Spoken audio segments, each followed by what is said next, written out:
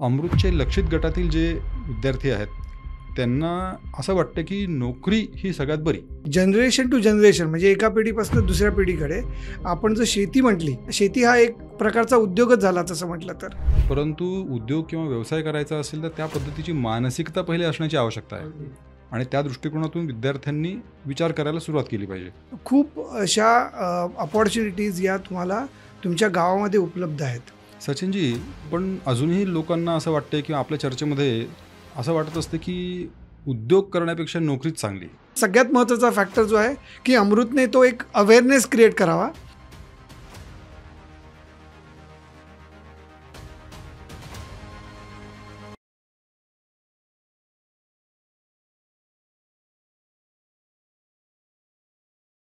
नमस्कार. अमृत प्रवाहमध्ये आपलं सगळ्यांचं स्वागत आहे. यावेळेला अमृत या महाराष्ट्र शासनाच्या स्वायत्त संस्थेमार्फत एक वेगळ्याच आणि अत्यंत आवश्यक अशा विषयावर आपण एक मालिका घेऊन येत आहोत. अमृत म्हणजे academy of Maharashtra research upliftment and training, Maharashtra संशोधन उन्नती व प्रशिक्षण प्रबोधिनी या संस्थेमार्फत स्पर्धा परीक्षांपासून तर कौशल्य विकासापर्यंत अनेक विविध प्रकारचे कोर्सेस आपण घेत असतो आणि विद्यार्थ्यांना प्रोत्साहित करणं, त्यांच्या जीवनाला दिशा देणं, असे वेगवेगळे उपक्रम आपण राबवत असतो. व्यक्तिमत्व विकासांपासून तर वयोवृद्ध व्यक्तींना सपोर्ट करणे इथपर्यंतच्या अनेक योजना आपल्याकडे सध्या आहेत.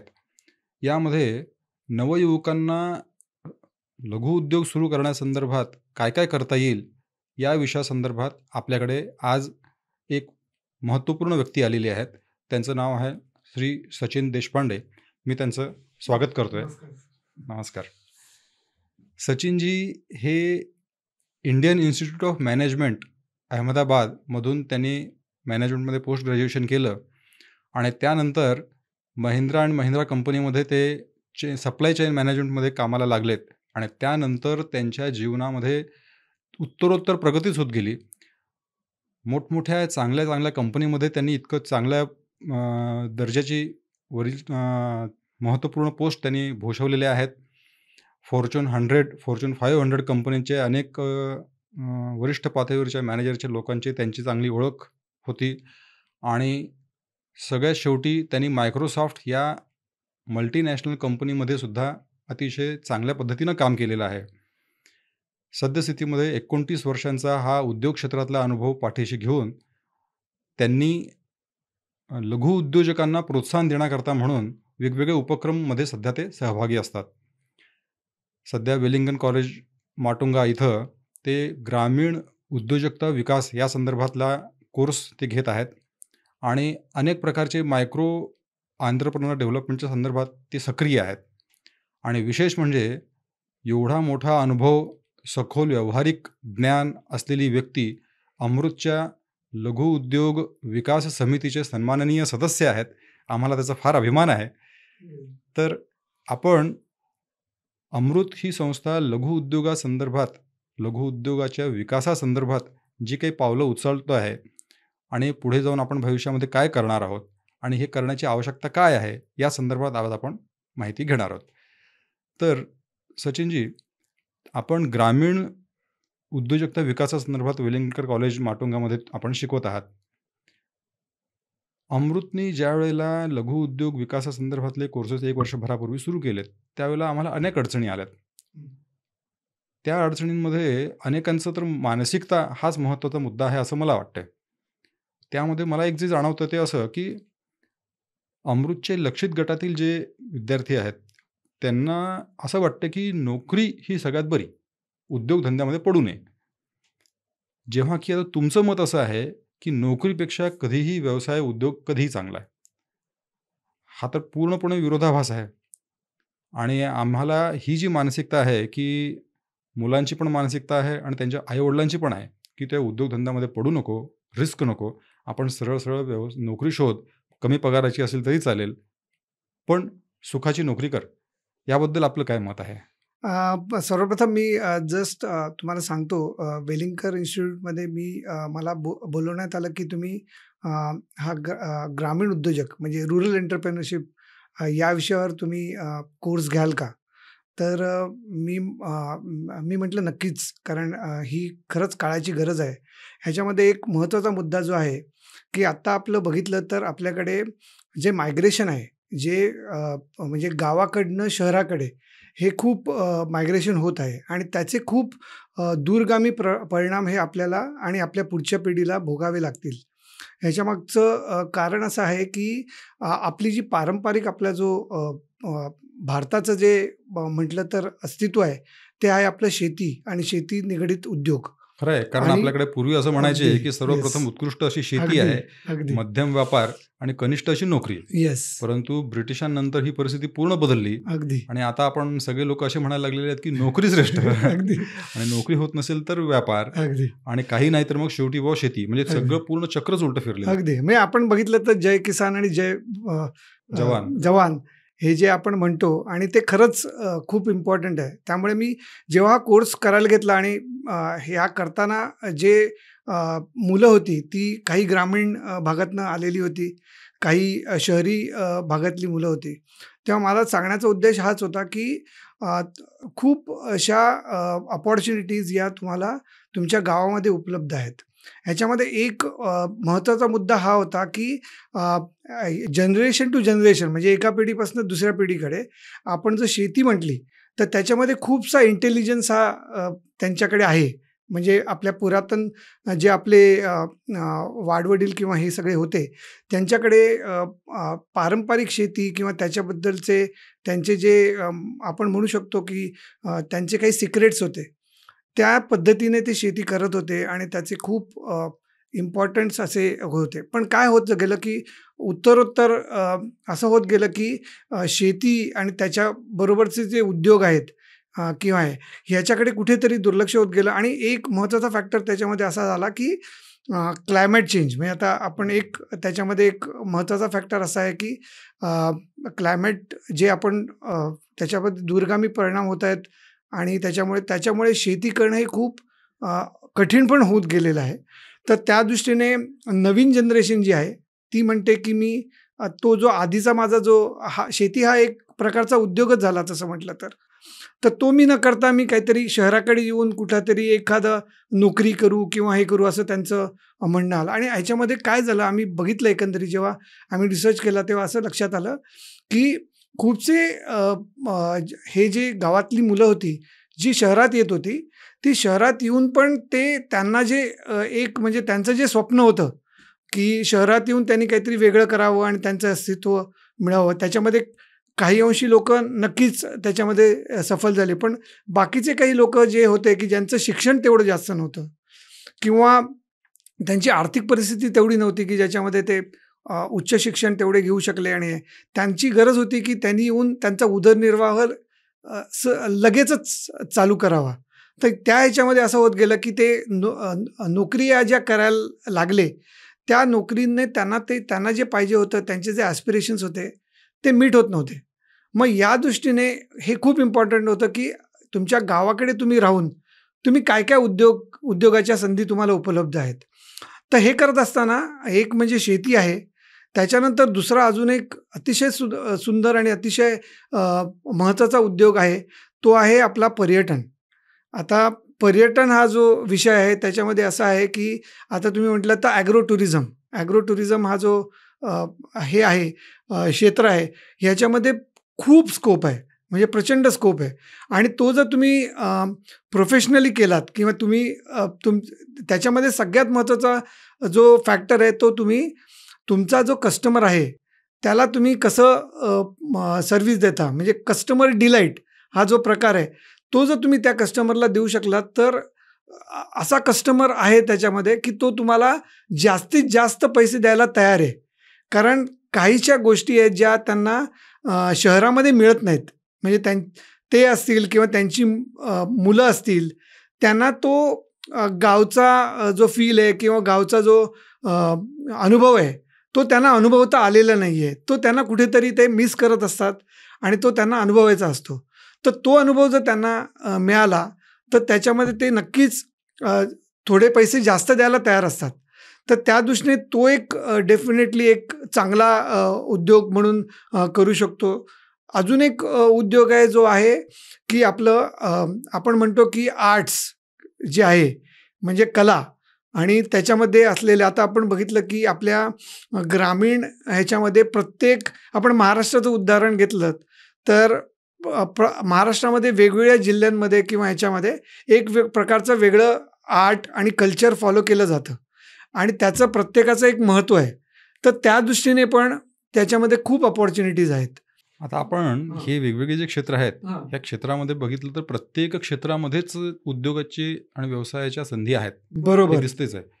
परंतु उद्योग किंवा व्यवसाय करायचा असेल तर त्या पद्धतीची मानसिकता पहिले असण्याची आवश्यकता आहे. एक काळ असा होता ब्रिटिशांच्या वेळेला, की कोणी नोकरी करायला जात नव्हते त्यांच्याकडे. शेवटी त्यांना असं सांगायला लागायचं, की "अरे तुला आम्ही पेन्शन देतो." बरोबर. 5 वर्ष नोकरी केल्यानंतर आयुष्यभर तू मरेपर्यंत त्यांना पेन्शन द्यायचे ब्रिटिश. बरोबर. तेव्हा कुठे ते लोकं नोकरी करायला यायचे. बरोबर. परंतु आज शासनाची नोकरी मिळण्याकरता म्हणून इतकी हाणामारी चालते, कारण सुरक्षित राहणं. मग यामध्ये तुम्ही पर्यटनाच्या किंवा इतर ज्या संधी आहेत असं तुम्ही म्हणताय, पण ती मानसिकता असेल, तर ती मुलं तयार होतील. मग ती मानसिकता तयार करण्याकरता मग अमृतनी काय केलं पाहिजे? कारण आता आमच्यापुढे चॅलेंज असं आहे, की विद्यार्थ्यांना विद्यार्थी दशेमध्ये असतानाच आपण तयार केलं पाहिजे. आणि त्या दृष्टिकोनातून विद्यार्थ्यांनी विचार करायला सुरुवात केली पाहिजे. मग या दृष्टिकोनात आपण काय अमृतनी काय केलं पाहिजे? आता एक महत्त्वाचा फॅक्टर आहे जो म्हणजे त्या मुलांना आणि पुढच्या जनरेशनला आपण सांगितलं पाहिजे, की उत्तरोत्तर नोकऱ्या या कमी होणार आहेत किंवा नोकरीचं स्वरूप बदलणार आहे. हा अतिशय महत्त्वाचा फॅक्टर आहे आणि ह्याच्यामध्ये तुम्ही बघत असाल, की आर्टिफिशियल इंटेलिजन्स ही जी टेक्नॉलॉजी आलेली आहे, ह्याच्यामध्ये काय झालेलं आहे, की ज्या तुमच्या रिपिटेटिव्ह गोष्टी आहेत, की रिपिटेटिव्ह तुमच्या टास्क आहेत, त्या ऑटोमेट होत आहेत. त्याच्यामुळे आधी जी गरज होती, जेवढी मी असं नाही म्हणणार, की every job would be replaced. म्हणजे प्रत्येक जॉब किंवा सर्व्हिस अपॉर्च्युनिटी निघून जाईल असं नाही आहे. पण त्याच्यामध्ये काही ज्या जॉब्स प्रोफाईल्स होते, ते कम्प्लिटली चेंज होत आहेत. आणि त्याच्यामध्ये असं होतं आहे, की तुम्हाला स्वतःला अपग्रेड करायची मी तर म्हणतो रोज तुम्हाला अपग्रेड करण्याची गरज आहे. आणि त्याच्यामध्ये इव्हन नोकरीच्या संध्या उत्तरोत्तर ह्या कमीच होत जाणार आहेत. हे कुठेतरी त्यांना मी म्हणेन, की एक अवेअरनेस अमृतने करायला पाहिजे, की त्याच्यामध्ये त्यांना सांगितलं गेलं पाहिजे. म्हणजे आम्ही ऑलवेज म्हणतो, की you should show them the mirror. म्हणजे मुलांची आम्ही जेव्हा इंटरॅक्ट करतो, तेव्हा आम्ही त्यांना सांगतो, की तुम्हाला आम्ही एक आरसा दाखवू, ज्याच्यामध्ये आम्ही तुम्हाला सांगू, की वास्तविकता काय आहे सध्या. आणि आता तुम्ही बघत असाल, की ऑल ओव्हर द वर्ल्ड म्हणजे मोठ्या-मोठ्या कंपन्या म्हणा, ज्या काही Microsoft आहे, Google आहे, Amazon आहे, या सगळ्या कंपन्या त्यांच्या नोकरीमध्ये कपात करतायत. हे का करतायत? कारण त्यांनी आर्टिफिशियल इंटेलिजन्स ही जी टेक्नॉलॉजी आहे, त्याने त्यांना त्यांच्याकडे लागणाऱ्या ज्या काही जॉब प्रोफाईल्स होते, ते ऑटोमेट झालेले आहेत आणि त्या जॉब प्रोफाईलची आता गरज नाही आहे. त्यामुळे त्या दृष्टीने एक महत्त्वाची अवेअरनेस फॅक्टर ही लागेल, की कुठेतरी त्यांना कळेल, की अरे मी हा कोर्स करतोय, मी शिकतोय आणि माझं ॲस्पिरेशन आहे, की मला नोकरी मिळेल. पण मला नोकरी मी जो काही शिकतोय किंवा एक माझं स्किल करतोय, त्या ह्याचं मी जेव्हा ग्रॅज्युएट होईन, कारण आता समज 12वीत एखादा मुलगा गेला, तर 3 वर्ष किंवा 4 वर्षामध्ये तो ग्रॅज्युएट होईल. आता त्याला जे असणारं शिक्षण आहे, ते आता सगळं जग एवढं बदलतं आहे, की एक 3 किंवा 4 वर्षानंतर त्याने जे शिकलेलं असेल, ते रिलेव्हंट आहे की नाही इंडस्ट्रीला? हा मोठा प्रश्न आहे. त्याच्यामुळे त्या दृष्टीने मी तर म्हणेन सगळ्यात महत्त्वाचा फॅक्टर जो आहे, की अमृतने तो एक अवेअरनेस क्रिएट करावा, ज्याच्यामध्ये त्यांना सांगावं, की तुम्हाला स्वयंरोजगार हा एक म्हणजे मी म्हणेन एक वेगळा पर्याय म्हणून तुम्हाला विचार हा आत्ताच करावा लागेल. वेगळा म्हणण्यापेक्षा प्रथम पर्याय म्हणून प्रथम पर्यायच आपण म्हणायला लागेल. कारण आता होतं कसं आहे, की अनेक मोठमोठ्या कंपन्या ले ऑफ करतायत. बरोबर. अनेकांच्या चांगल्या नोकऱ्या जात आहेत. 15-15 वर्ष ज्यांनी नोकऱ्या केलेल्या आहेत, त्यांची नोकरी गेल्यानंतर आता पुढे काय? हा मोठा प्रश्न आहे. मग ते कमी पगाराची नोकरी नको वाटते. व्यवसाय करणं मात्र त्यांना शक्य नसते. बरोबर. ते मधल्यामध्ये अडकलेले असतात. परंतु यांच्यासोबत ज्यांनी व्यवसाय सुरू केलेले असतात आणि पहिले 10-15 वर्ष त्यांनी यशस्वीरित्या स्ट्रगल करून ते पुढे आलेले असतात, ते मात्र यांच्यापेक्षा जास्त पैसे ते कमवत असतात. अगदी. हे मला अनेक ठिकाणी जाणवलेलं आहे. बरोबर. पण हे व्यवसाय करायला समजा आपण एखाद्याला प्रोत्साहन जरी दिलं, पण व्यवसाय सुरू करण्याकरता जी लोकं काही तयार झालेली आहेत, त्यांना असा प्रॉब्लेम येतोय, की त्यांना बँकेमध्ये लोन मिळत नाही आणि हा जो प्रॉब्लेम आहे, हा प्रॉब्लेम अनेकांना येतोय. याच्यावर काय सोल्युशन आहे? आता ह्याच्यामध्ये मी म्हणेन की 2 म्हणजे आपण फायनान्स हा हा एक मुद्दा घेतला, तर आता अ, म्हणजे उद्योगामध्ये 2 टाइपचे फायनान्सचे ऑप्शन्स तुम्हाला अवेलेबल असतात. एक तुमचा अवेलेबल असतो विच इज अ डेट, म्हणजे ज्याच्यामध्ये आपण बँकांना अप्रोच करतो. आपण त्यांना आता ह्याच्यामध्ये एक महत्त्वाचा मुद्दा मला मांडायचा आहे, की सगळ्यात प्रथम की जो कुठला तुम्ही उद्योग करताय, तो सगळ्यात महत्त्वाचा फक्त म्हणजे माझ्या मित्राने तो उद्योग केला म्हणून मी तो उद्योग करतोय, असं होऊ नये. कारण ह्याच्यामध्ये म्हणजे इंडस्ट्रीमध्ये एक टर्म आहे की मी टू. म्हणजे मी टू म्हणजे की फ्लिपकार्ट आणि लेट्स से मिशो किंवा हे जे ई-कॉमर्स प्लॅटफॉर्म आले, त्याच्यानंतर त्यांनी केलं म्हटल्यावर मी पण तेच करायला पाहिजे. तर तसं न होता तुम्हाला काहीतरी वेगळं पण म्हणजे म्हणजे त्याच्यामध्ये डिफरन्सिएशन काहीतरी असलं पाहिजे. हे सगळ्यात महत्त्वाचं आहे, की तुम्ही जे करताय त्याच्यामध्ये सगळ्यात पहिल्यांदी तुमचा कस्टमर जो आहे, तो त्याला ती गरज आहे का? हा सगळ्यात महत्त्वाचा फॅक्टर त्याच्यामध्ये आहे. खूपशा गोष्टींमध्ये असं होतं, की एखादा उद्योग आपण करायला जातो आणि त्या उद्योगातनं 2 गोष्टी होतात. एक तर आपण प्रॉडक्ट म्हणून आपण तो विकतो किंवा आपण सर्व्हिस म्हणून तो विकतो. या 2 गोष्टी जर आपल्या कस्टमरला जर पाहिजे असतील, तर ते कुठेतरी रूपांतर त्या बिझनेसमध्ये होतं. नाहीतर ती आयडिया म्हणूनच राहते आणि ती आयडिया इम्प्लिमेंट होत नाही. त्यामुळे सगळ्यात महत्त्वाचं जो तुमचा मार्केट रिसर्च आहे, हा अतिशय इम्पॉर्टंट आहे. तो मार्केट रिसर्च केल्यानंतर तुम्हाला अंदाज येतो, की मी जे काही प्रॉडक्ट किंवा सर्व्हिस मी जे अ, एक तर मी मॅन्युफॅक्चर करत असेन, तर ते मॅन्युफॅक्चर असेल. सर्व्हिसमध्ये असेल तर माझी बुद्धिमत्ता वापरून मी काहीतरी इंटेलेक्च्युअल प्रॉपर्टी क्रिएट करत असेन, जे मला विकायचं आहे. मग त्याची खरंच गरज आहे का? हा एक सगळ्यात महत्त्वाचा मुद्दा आहे. आणि तोच म्हणजे 90% ऑफ द केसमध्ये तिकडे कुठेतरी गफलत होते आणि त्याच्यामध्येच असं होतं, की आपण पुढे जातो आणि मग त्याच्यामध्ये आपण पुढे काही करू शकत नाही. आता आपण बँकांचा विचार केला तर बँकांचं जे फायनान्स असतो, तो बँकांचा फायनान्स असतो, की त्यांचं प्रोजेक्शन्स तुमचे जे काही प्रोजेक्शन्स आहेत, बँक बघते, की जर तुमचा नवीन बिझनेस असेल, तर बँक म्हणते, की आम्हाला प्रोजेक्ट प्लॅन लागेल, की बाबा तुम्ही कुठल्या प्रकारचा व्यवसाय करताय. त्याच्यानंतर ते म्हणतात, की ते झाल्यानंतर पुढच्या 3 ते 5 वर्षामध्ये तो व्यवसाय कसा ग्रो होणार आहे, याचं आम्हाला तुम्ही त्याचं प्रोजेक्शन्स म्हणून द्या. त्यामुळे ते प्रोजेक्शन्स आपल्याला त्या बँकेला द्यायला लागतात. आता हे करण्यासाठी तुमचा मार्केट रिसर्च हा असला पाहिजे आणि खूपशा वेळी असं होतं, की आपण हा जो महत्त्वाचा एक स्टेप आहे, ती आपण स्किप करतो कुठेतरी किंवा त्याच्याकडे दुर्लक्ष करतो. त्याच्यामुळे काय होतं, की यू बिकम अनबँकेबल. म्हणजे तुमचा उद्योग जो आहे, तो बँकांना तेवढा व्यवहार्य वाटत नाही. सो त्या केसमध्ये बँका आणि बँक कसं आहे, की basically bank is also they are also they are also trying to make the money. म्हणजे ते पण बिझनेसमध्येच आहेत. ते RBIकडनं एका विशिष्ट रेटला आपण त्याला रेपो रेट म्हणतो, त्यातनं त्यांना लोन मिळतं. त्याच्यावर एक ॲडिशनल ते पर्सेंटेज करून ते आपल्याला ते लोन देतात आणि त्यातनं ते बेसिकली त्यांचं इन्कम त्याच्यातनं होतं. आता जर बिझनेस ज्याच्यामध्ये ते गुंतवणूक करणार आहेत, तो व्यवहार्य नसेल, तर बँका त्या ह्याच्यामध्ये पुढे जात नाही. कर्ज देणार नाही. कर्ज देणार, कारण रिस्क ते घेणारच नाहीत त्याच्यामध्ये. त्यामुळे हा अतिशय महत्त्वाचा मुद्दा आहे. त्यामुळे एक मी नक्कीच सांगेन, की अमृत जेव्हा नवीन उद्योगांना जेव्हा त्यांना आपण ट्रेनिंग देतोय किंवा हे करतोय, तेव्हा ही जी महत्त्वाची स्टेप आहे, की जी आपण म्हणतोय, की मार्केट रिसर्च किंवा माझं प्रॉडक्ट खरंच माझ्या कस्टमरला पाहिजे आहे की नाही, किंवा ज्या प्राईजला मी ते प्रॉडक्ट विकतोय, त्या प्राईजला माझा कस्टमर मला पैसे देणार आहे की नाही त्या प्राईजला आणि ते विकत घेणार आहे की नाही त्या प्राईजला. ह्या सगळ्या गोष्टी करून ते झाल्यानंतर मग त्याने ते बँकांकडे कुठेतरी अप्रोच व्हावं. खूपशा गोष्टीमध्ये ह्याच्यामध्ये जर त्याला कळून चुकलं, की मी एखाद्या उद्योगामध्ये पडतोय आणि ते व्यवहार्य नाही आहे, तर it is always better to fail fast rather than at the end. कारण मग then it becomes a disaster. की तुम्ही सगळ्यात शेवटी जर तुम्हाला कळलं की बाबा हे मी जे करतोय, आता मॅन्युफॅक्चरिंग याच्यामध्ये आपण एखादा प्रॉडक्ट बनवला, मॅन्युफॅक्चरिंगमध्ये आपण त्याच्यामध्ये पूर्ण इन्व्हेस्टमेंट केली, त्याच्यामध्ये रॉ मटेरियल आलं, त्याच्यामध्ये लेबर आलं, त्याच्यामध्ये पॅकेजिंग आलं, त्याच्यामध्ये लॉजिस्टिक्स आलं, हे करून आपला प्रॉडक्ट बनला. पण जो तो प्रॉडक्ट समज जर कस्टमरला नकोच आहे, तर मग दॅट बिकम्स अ लायबिलिटी. आणि मग त्या केसमध्ये बँका या धजत नाहीत की तुम्हाला फायनान्स करण्यासाठी.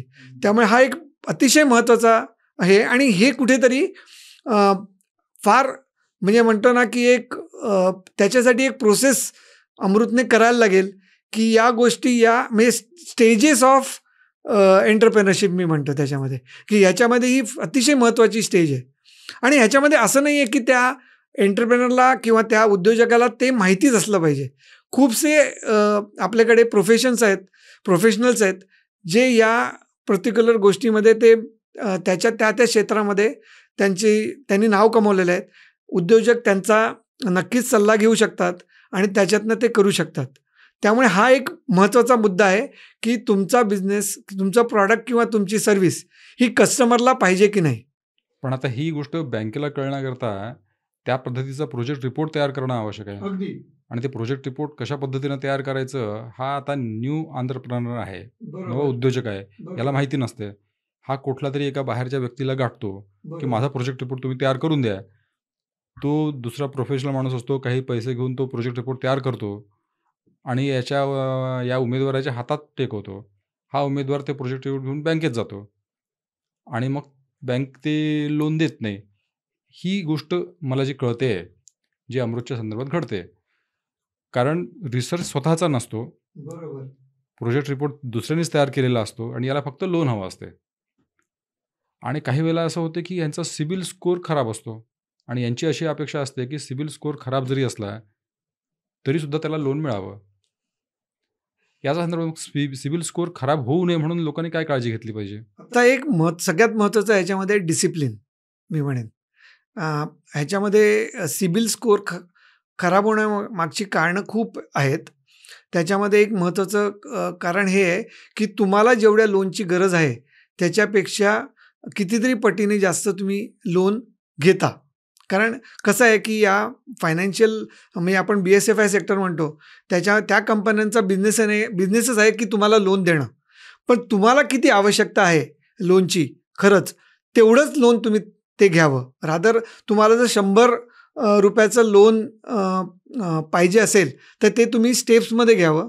तुम्ही पाहिजे तर पहिलं 40% घ्यावं, त्याच्यानंतर पुढचा 40%चा हे घ्यावा आणि 20%चा नंतर घ्यावा. असं स्टेजेसमध्ये तुम्ही लोन घ्यावं. हा सगळ्यात महत्त्वाचा फॅक्टर आहे. त्याच्यानंतर असं होतं की ते लोन तुम्हाला त्याची परतफेड करायला लागते आणि ती परतफेड वेळेत करायला लागते. जरी तर तुम्ही परतफेड वेळेत केली नाही तर मग तुमचा सिबिल स्कोअरवर तो अफेक्ट होतो आणि मग त्याच्यामध्ये तुमचा एकदा सिबिल स्कोअर अफेक्ट झाला की मग ते इट बिकम्स विशियस सर्कल. मग ते पुढे तुम्ही अडकतच जाता त्याच्यामध्ये. त्याच्यानंतर एखाद्या गोष्टीमध्ये जर तुम्हाला वाटत असेल की असं व्हायला नको की माझा सिबिल स्कोअर हा जो आलेला आहे तो चुकीचा आलेला आहे, तर तुम्ही इवन क्रेडिट ब्युरोला अप्रोच होऊ शकता, ज्याच्यात तुम्ही सांगू शकता की मी हे व्यवस्थित फेडलेलं आहे, ह्याच्यामध्ये कुठेतरी मिस्टेक आहे, ह्याच्यामध्ये तो करेक्ट पण होऊ शकतो. पण ह्याच्यामध्ये डिसिप्लिन खूप इम्पॉर्टंट आहे की आणि कसं होतं एक गोष्ट होते की ज्याच्यामध्ये तुमचा सिबिल स्कोअर जर एखादा खराब असेल आणि जर परत तुम्ही वेगवेगळ्या इन्स्टिट्यूशनमध्ये लोन अप्लाय करत गेलात तर that also creates a bad impression for you. Because आता सगळं सेंट्रलाइज आहे, सगळा आपला डेटा बँकांकडे आहे. त्यांना it is on the finger tips की तुमचा पॅन नंबर हे केल्यानंतर त्यांना तो पूर्ण डेटा त्यांना मिळतो. त्यामुळे ती पूर्ण ट्रान्सपरन्सी त्यांच्याकडे आहे. तर तुमचा सिबिल स्कोअर तुम्ही आधी सुधारावा आणि नंतर मग पुढच्या लोनसाठी अप्लाय करावा. तुम्ही तुमचा सिबिल स्कोअर एका बँकेने तुम्हाला लोन नाही दिलं म्हणून तुम्ही दुसऱ्या बँकेकडे परत ते लोन घेऊन गेलात किंवा जास्त लोन मागायला गेलात तर that creates a negative what you call thing impression आणि ते इवन पेनलाइज पण करतात तुमच्या सिबिल स्कोअरला इन टर्म्स ऑफ पॉईंट्स. हां, त्यामुळे तो पण एक महत्त्वाचा हे आहे की तुम्ही कसं करायला पाहिजे. त्याच्यानंतर आपण जर प्रोजेक्ट रिपोर्टचं म्हटलं, तर प्रोजेक्ट रिपोर्ट मी म्हणतोय की जरी तुम्ही दुसऱ्या कोणाची मदत घेतली, तरी शेवटी त्या पेपरवर साईन हे तुम्ही करत असता. आणि तुम्ही जे बँकांकडे अप्रोच होता, bank is not going to help responsible the person who is making the project report on behalf of you. बँकांचं तुमच्याबरोबर डायरेक्ट रिलेशन आहे in terms of agreement they are going to make. त्यामुळे जे काही ते project report बनवत असतील, आणि कसं आहे की तुमचा बिझनेस हा तुम्हालाच कळतो, त्यामुळे तो जरी तुम्ही कोणाकडनं जरी हेल्प घेतली, तरी तो पूर्ण पडताळून पाहणं ही जबाबदारी ही तुमची आहे उद्योजक म्हणून. आणि तो पडताळून पाहत असताना तुम्हाला जर काही त्याच्यामध्ये पॉझिटिव्स आणि ॲज वेल एज निगेटिव्स त्याच्यामध्ये तुम्हाला दिसल्या, तर त्या तुम्ही तिकडेच करेक्ट करायला पाहिजेत. त्याच्यानंतर सगळ्यात महत्त्वाचा पॉईंट आहे ह्याच्यामध्ये की कन्व्हिन्सिंग पॉवर. म्हणजे जेव्हा तुम्ही एखाद्या बँक मॅनेजरला अप्रोच होता, तेव्हा ते हे पण बघतात की त्या उद्योजकाचं पॅशन किती आहे. म्हणजे हा खूप महत्त्वाचा फॅक्टर आहे, कारण त्यांना एक कम्फर्ट फिलिंग लागतं की मी जर ह्याला एक लोन दिलं, तर हा ह्याचा उद्योगामध्ये ह्याचं कन्व्हर्जन करेल आणि त्याचा उद्योग हा वृद्धिंगत होईल. आणि हा जर उद्योग वृद्धिंगत झाला, तर त्याच्याबरोबर आमचं banking relation for years together राहील. त्यामुळे त्यांचा एक अप्रोच असतो, ज्याच्यामध्ये ते जे काही उद्योजक असतात, मग ते एक उद्योजक असेल, 3-4 मिळून त्यांनी केलं असेल, प्रत्येकाचा ते कॉन्फिडन्स बघतात. त्यांच्यामध्ये खूपसे उद्योजक असं असतात की ते नोकरी करत असतात आणि साईड बिझनेस म्हणून त्यांनी एक अप्लाय केलेलं असतं. खूपशा बँकांमध्ये it is also treated as negative, because ते म्हणतात की बेसिकली ते म्हणतात की तुम्ही किती पाण्यात उतरलात ते आम्हाला पाहिजे. तुम्ही उद्योग जर एखादा करत असाल, तर तुमची त्याच्यामध्ये कमिटमेंट पाहिजे. त्यामुळे इवन दुसरा जो वे ऑफ फायनान्स आहे विच इज इक्विटी, म्हणजे ज्याच्यामध्ये अँजल इन्व्हेस्टिंग आहे किंवा पुढचं VC इन्व्हेस्टिंग आहे, त्याच्यामध्ये तर ते जर तुम्ही नोकरी करून जर एखादा व्यवसाय करत असाल, तर ते तुमचा जो बिझनेस प्लॅन आणि हे पण कन्सिडर करत नाहीत. त्यामुळे तो एक फॅक्टर पण इम्पॉर्टंट आहे की बँका फाउंडर्सची कमिटमेंट किती आहे, तो खरंच या उद्योगाचं त्याला माहिती आहे की तो हे करू शकतो का, याची चाचपणी पण करतात. त्याच्यामुळे तो पण एक महत्त्वाचा फॅक्टर आहे.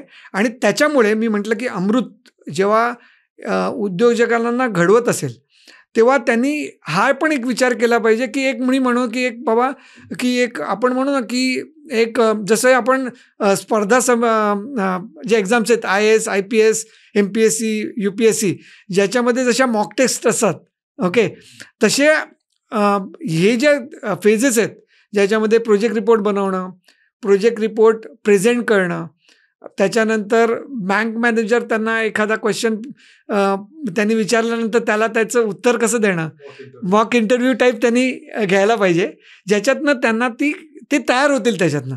कारण खूपशा उद्योजकांना हे माहितीच नसतं की ह्याच्यातनं त्यांना जायला लागतं. मला एक लक्षात आलं की मागे एकदा मी एका आपल्या MIDCला गेलो होतो. तिथे आमचे मित्र कुलकर्णी म्हणून त्यांची एक फॅक्टरी आहे. 3-4 फॅक्टरी आहेत, त्यापैकी एका फॅक्टरीला मी गेलो होतो. स्टीलचे फर्निचर्स बनवणं वगैरे ही त्यांचा उद्योग होता. तर अर्धा एक तास बघितल्यानंतर त्यांची फॅक्टरी वगैरे बघितली. तिथं आल्यानंतर तिथे एक कोटक बँकेचे मॅनेजर आणि 2-3 जण आले.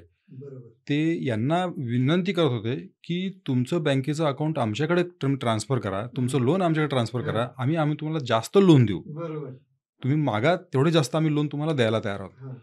माझं डोकंच चक्रावून गेलो मी. म्हटलं हे काय प्रकार आहे बाबा, इथे आमचे उमेदवार बँकेकडे चक्र मारूनही बँक लोन देत नाहीये. आणि त्यांना मी विचारलं, ते म्हणतात की इतक्या वर्षापासून आम्ही बँकेचं लोन घेणं, त्याचं रिपेमेंट करणं, इतकं सिस्टमॅटिकली आम्ही आमचे सगळे रिलेशन्स डेव्हलप केलेले आहेत.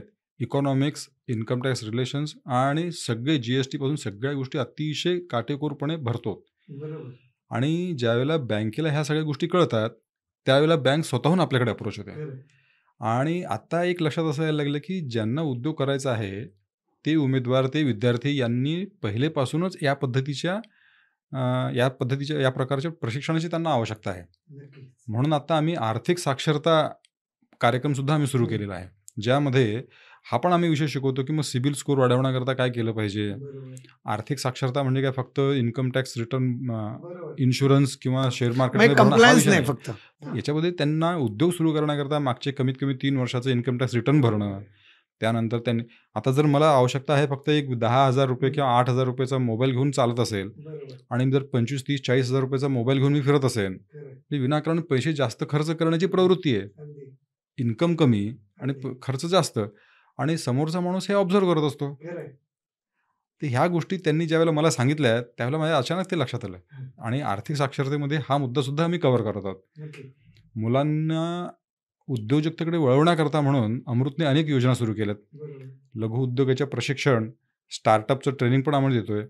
म्हणजे इन्क्युबेशन योजना आमच्याकडे आहे. त्यामध्ये भाऊ इन्स्टिट्यूशन त्यांच्यासोबत आमचा करार झालेला आहे. COP बरोबर. महाराष्ट्र स्टेट स्किल युनिव्हर्सिटीसोबत सुद्धा आमचा करार झालेला आहे. आणि समजा एखाद्यांनी व्यवसाय सुरू करायचं ठरवलं तर त्याची भीती मनातून जावी म्हणून आपण त्यांना व्याज परतावा योजना सुरू केलेली आहे. 15 लाखापर्यंत घेतलेल्या कर्जावर 5 लाखापर्यंत व्याज आम्ही भरणार आहोत. फारच सुंदर स्कीम आहे सर. 12% व्याज जर आपण देणार असू तर त्याला व्याजाची चिंता करण्याचं कारण नाही आहे. पण आपण 12% व्याज तेव्हाच देऊ ज्यावेळेला तो जे मुद्दल रिपेमेंट आहे तो नियमितपणे करेल. जर त्यांनी नियमितपणे रिपेमेंट करणं थांबवलं की आमची स्कीम बंद पडणार. तर आम्ही पण ती बँकेच्या स्कीमबरोबर जोडलेली आहे. ह्या सगळ्या गोष्टी जरी असल्या तरीसुद्धा एक लक्षात असं येते की सपोर्टिव्ह म्हणून अमृतने किती जरी केलं तरी लोकांना असं वाटतं की नोकरीच बरी किंवा व्यवसाय करत असताना आम्हाला कर्ज मिळत नाही. या संदर्भात तुम्ही त्यांना काय सल्ला द्याल की कशा पद्धतीनं त्यांनी स्वतःचं काय म्हणतात त्याला पोर्टफोलिओ डेव्हलप कसा करावा? मी हे आता तुझा मुद्दा तुम्ही सगळ्यात पहिल्यांदा मांडला त्याच्यावरनं मी सुरुवात करतो की तुम्ही उद्योजक मित्राकडे गेलात आणि त्याच्यामध्ये म्हणजे बँका त्यांच्या मागे लागलेल्या की हे घ्या. आता ह्याचं कारण काय आहे की बँका ज्या आहेत त्यांच्यासाठी सगळ्यात महत्त्वाची असते क्रेडिट हिस्ट्री. क्रेडिट हिस्ट्री जो प्रकार आहे की त्या एकंदरीत बघतात की तुमचा बिझनेसच्या कार्यकाळामध्ये आत्तापर्यंत तुमचा ज्या बिझनेसच्या कार्यकाळामध्ये आम्ही तुम्हाला किती लोन दिलं आणि ते तुम्ही कसं ते लोन फेडलं, हा एक त्यांच्याकडे मुद्दा असतो. त्याच्यानंतर तुम्ही जे इन्कम जनरेट केलं म्हणजे तुम्ही एखादा प्रॉडक्ट विकताय किंवा तुम्ही एखादी सर्व्हिस विकताय तर त्याच्यावरनं जो तुम्ही एखादं विकलं तर त्याच्यामध्ये ते त्यांच्यासाठी महत्त्वाचा मुद्दा असतो कॅश फ्लो, की तुमच्या बँक अकाउंटमध्ये पैसे कसे जमा होत आहेत आणि किती इंटरव्हल ते जमा होत आहेत. हा फॅक्टर ऑल्सो बँकांसाठी खूप इम्पॉर्टंट असतो. तसंच जे काही कंप्लायन्सेस आहेत मग काय ते GST असेल, इन्कम टॅक्स असेल, हे जे कंप्लायन्सेस आहेत ते तुम्ही रेग्युलरली व्यवस्थित कंप्लायन्स मीट करतायत की नाही या सगळ्या जेव्हा चेकलिस्टमध्ये टिकमार्क येतं at that time you are becoming a hero for a bank. त्यामुळे आणि कसं आहे की आता कॉम्पिटिशन पण खूप झालेली आहे बँकांमध्ये. म्हणजे प्रचंड कॉम्पिटिशन आहे कारण आपल्याकडे नॅशनलाइज बँक आहेत, आपल्याकडे प्रायव्हेट बँका आहेत, आपल्याकडे कॉपरेटिव्ह बँका आहेत, आपल्याकडे आता नवीन RBIने कॅटेगरी सुरू केली आहे स्मॉल बँक म्हणून, स्मॉल फायनान्स बँक म्हणून पण कॅटेगरी हे केलेली आहे. त्याच्यामुळे बँकांमध्ये पण प्रचंड कॉम्पिटिशन आहे.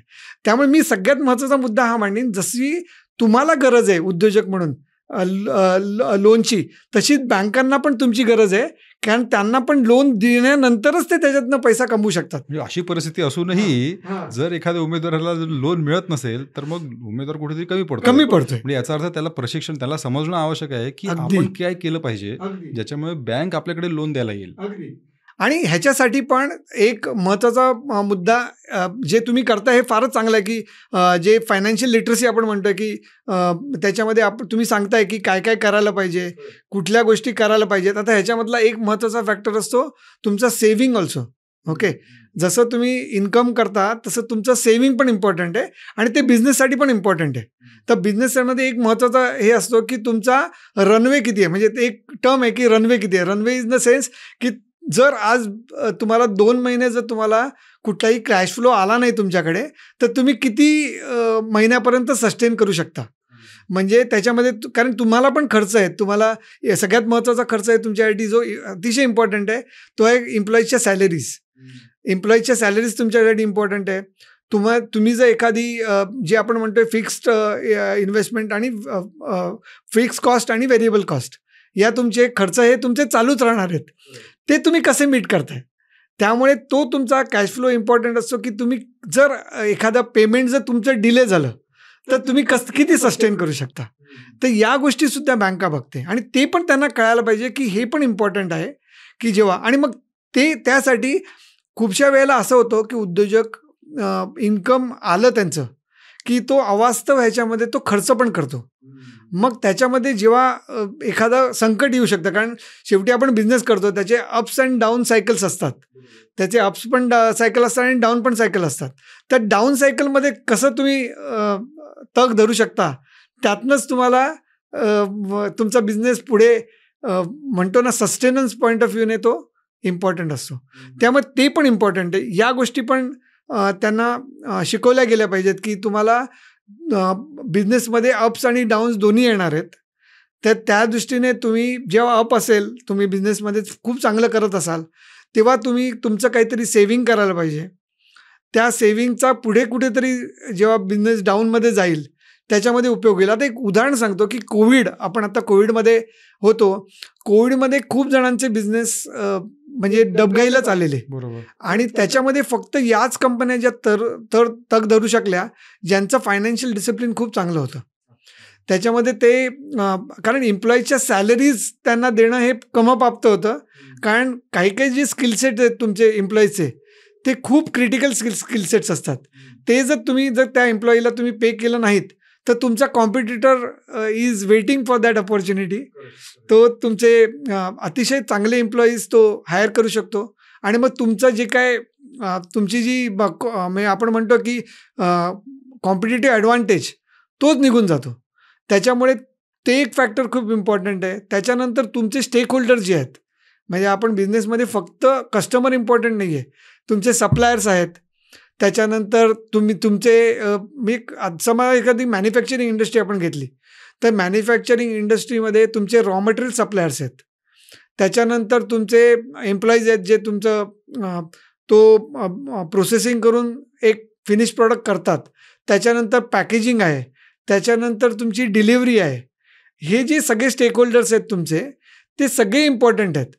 त्यामुळे त्यांनासुद्धा पेमेंट तुम्ही कसं करता आणि कारण जर तुम्ही डिले पेमेंट जर त्यांना केलं, जे तुमचे सप्लायर्स रॉ मटेरियल सप्लायर्स आहेत किंवा डिलिव्हरी आहेत, तर then they will not be doing business with you next time. Okay.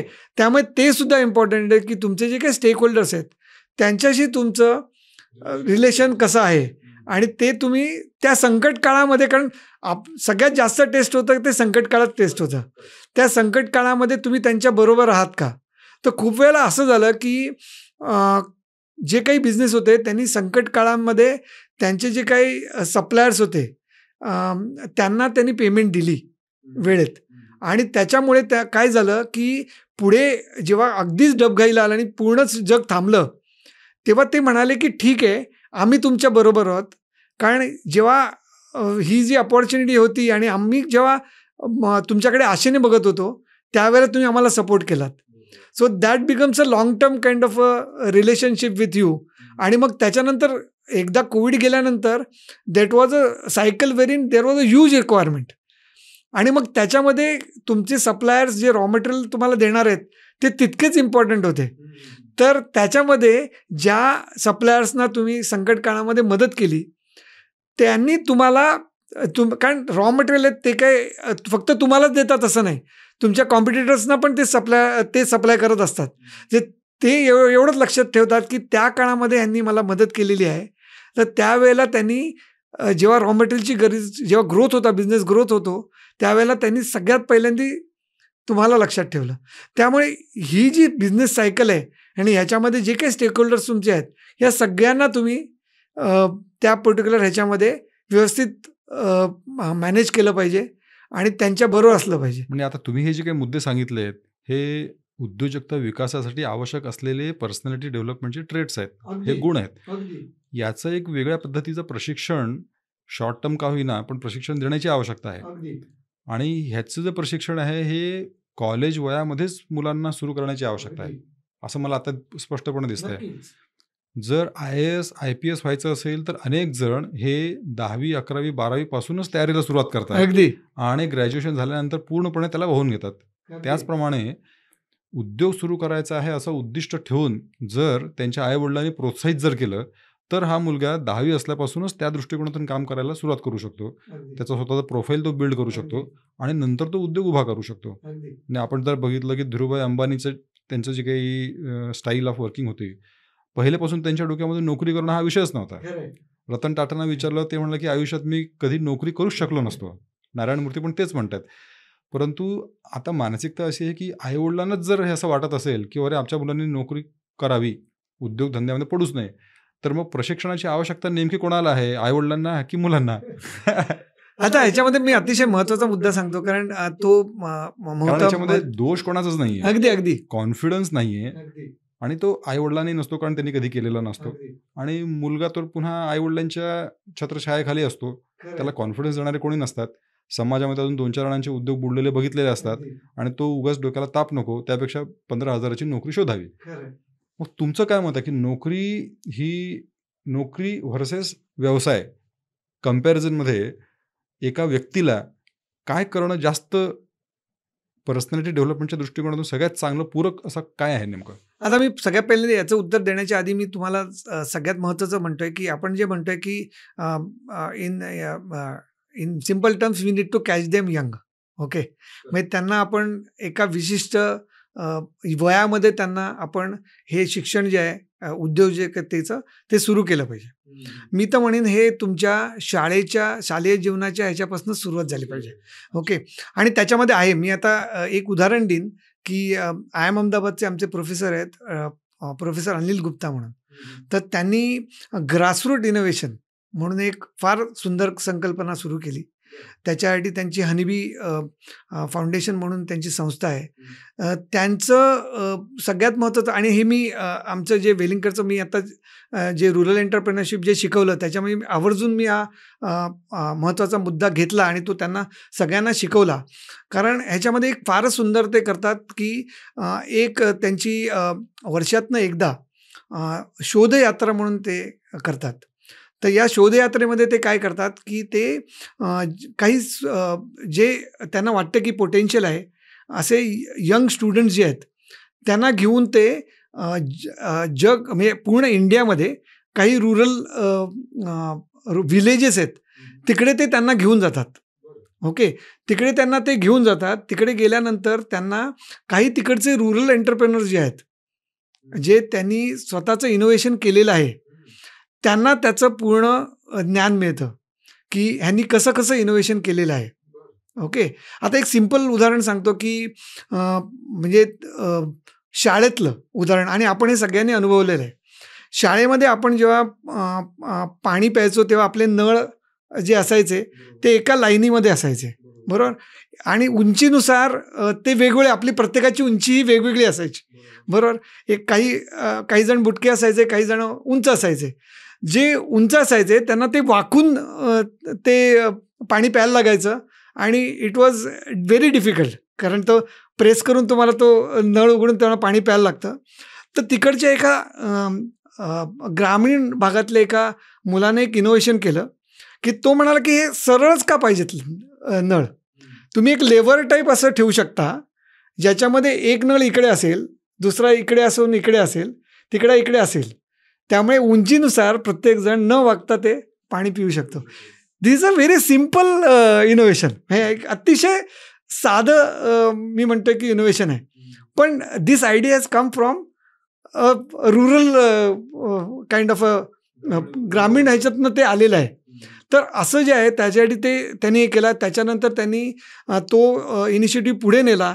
मग आता त्यांचं राष्ट्रपती पुरस्कार आपण देतो ह्याच्यासाठी, म्हणजे तो अवॉर्ड आपण देतो ह्याच्यासाठी, रुरल एंटरप्रेनरशिपसाठी. त्याच्यानंतर तुम्ही जर शाळेत एखादं इनोव्हेशन केलं असेल तर त्यासाठी आपण त्याला अवॉर्ड देतो. हे अतिशय सुंदर संकल्पना ही खूप चांगल्या प्रकारे राबवली जाते. त्याच्यातनं जे काही चांगलं आहे त्यांच्यातलं ते आपण घेऊ शकतो, जे आपण अमृतमध्ये राबवू शकतो. म्हणजे इव्हन अमृतनी अशी एक जसे स्पर्धा परीक्षा म्हणण्यापेक्षा निबंध स्पर्धा, रांगोळी स्पर्धा असते, त्याचप्रमाणे प्रत्येक शाळेमधनं उद्योजकतेसंदर्भात सुद्धा एखादी स्पर्धा किंवा असं काहीतरी सुरू केलं पाहिजे.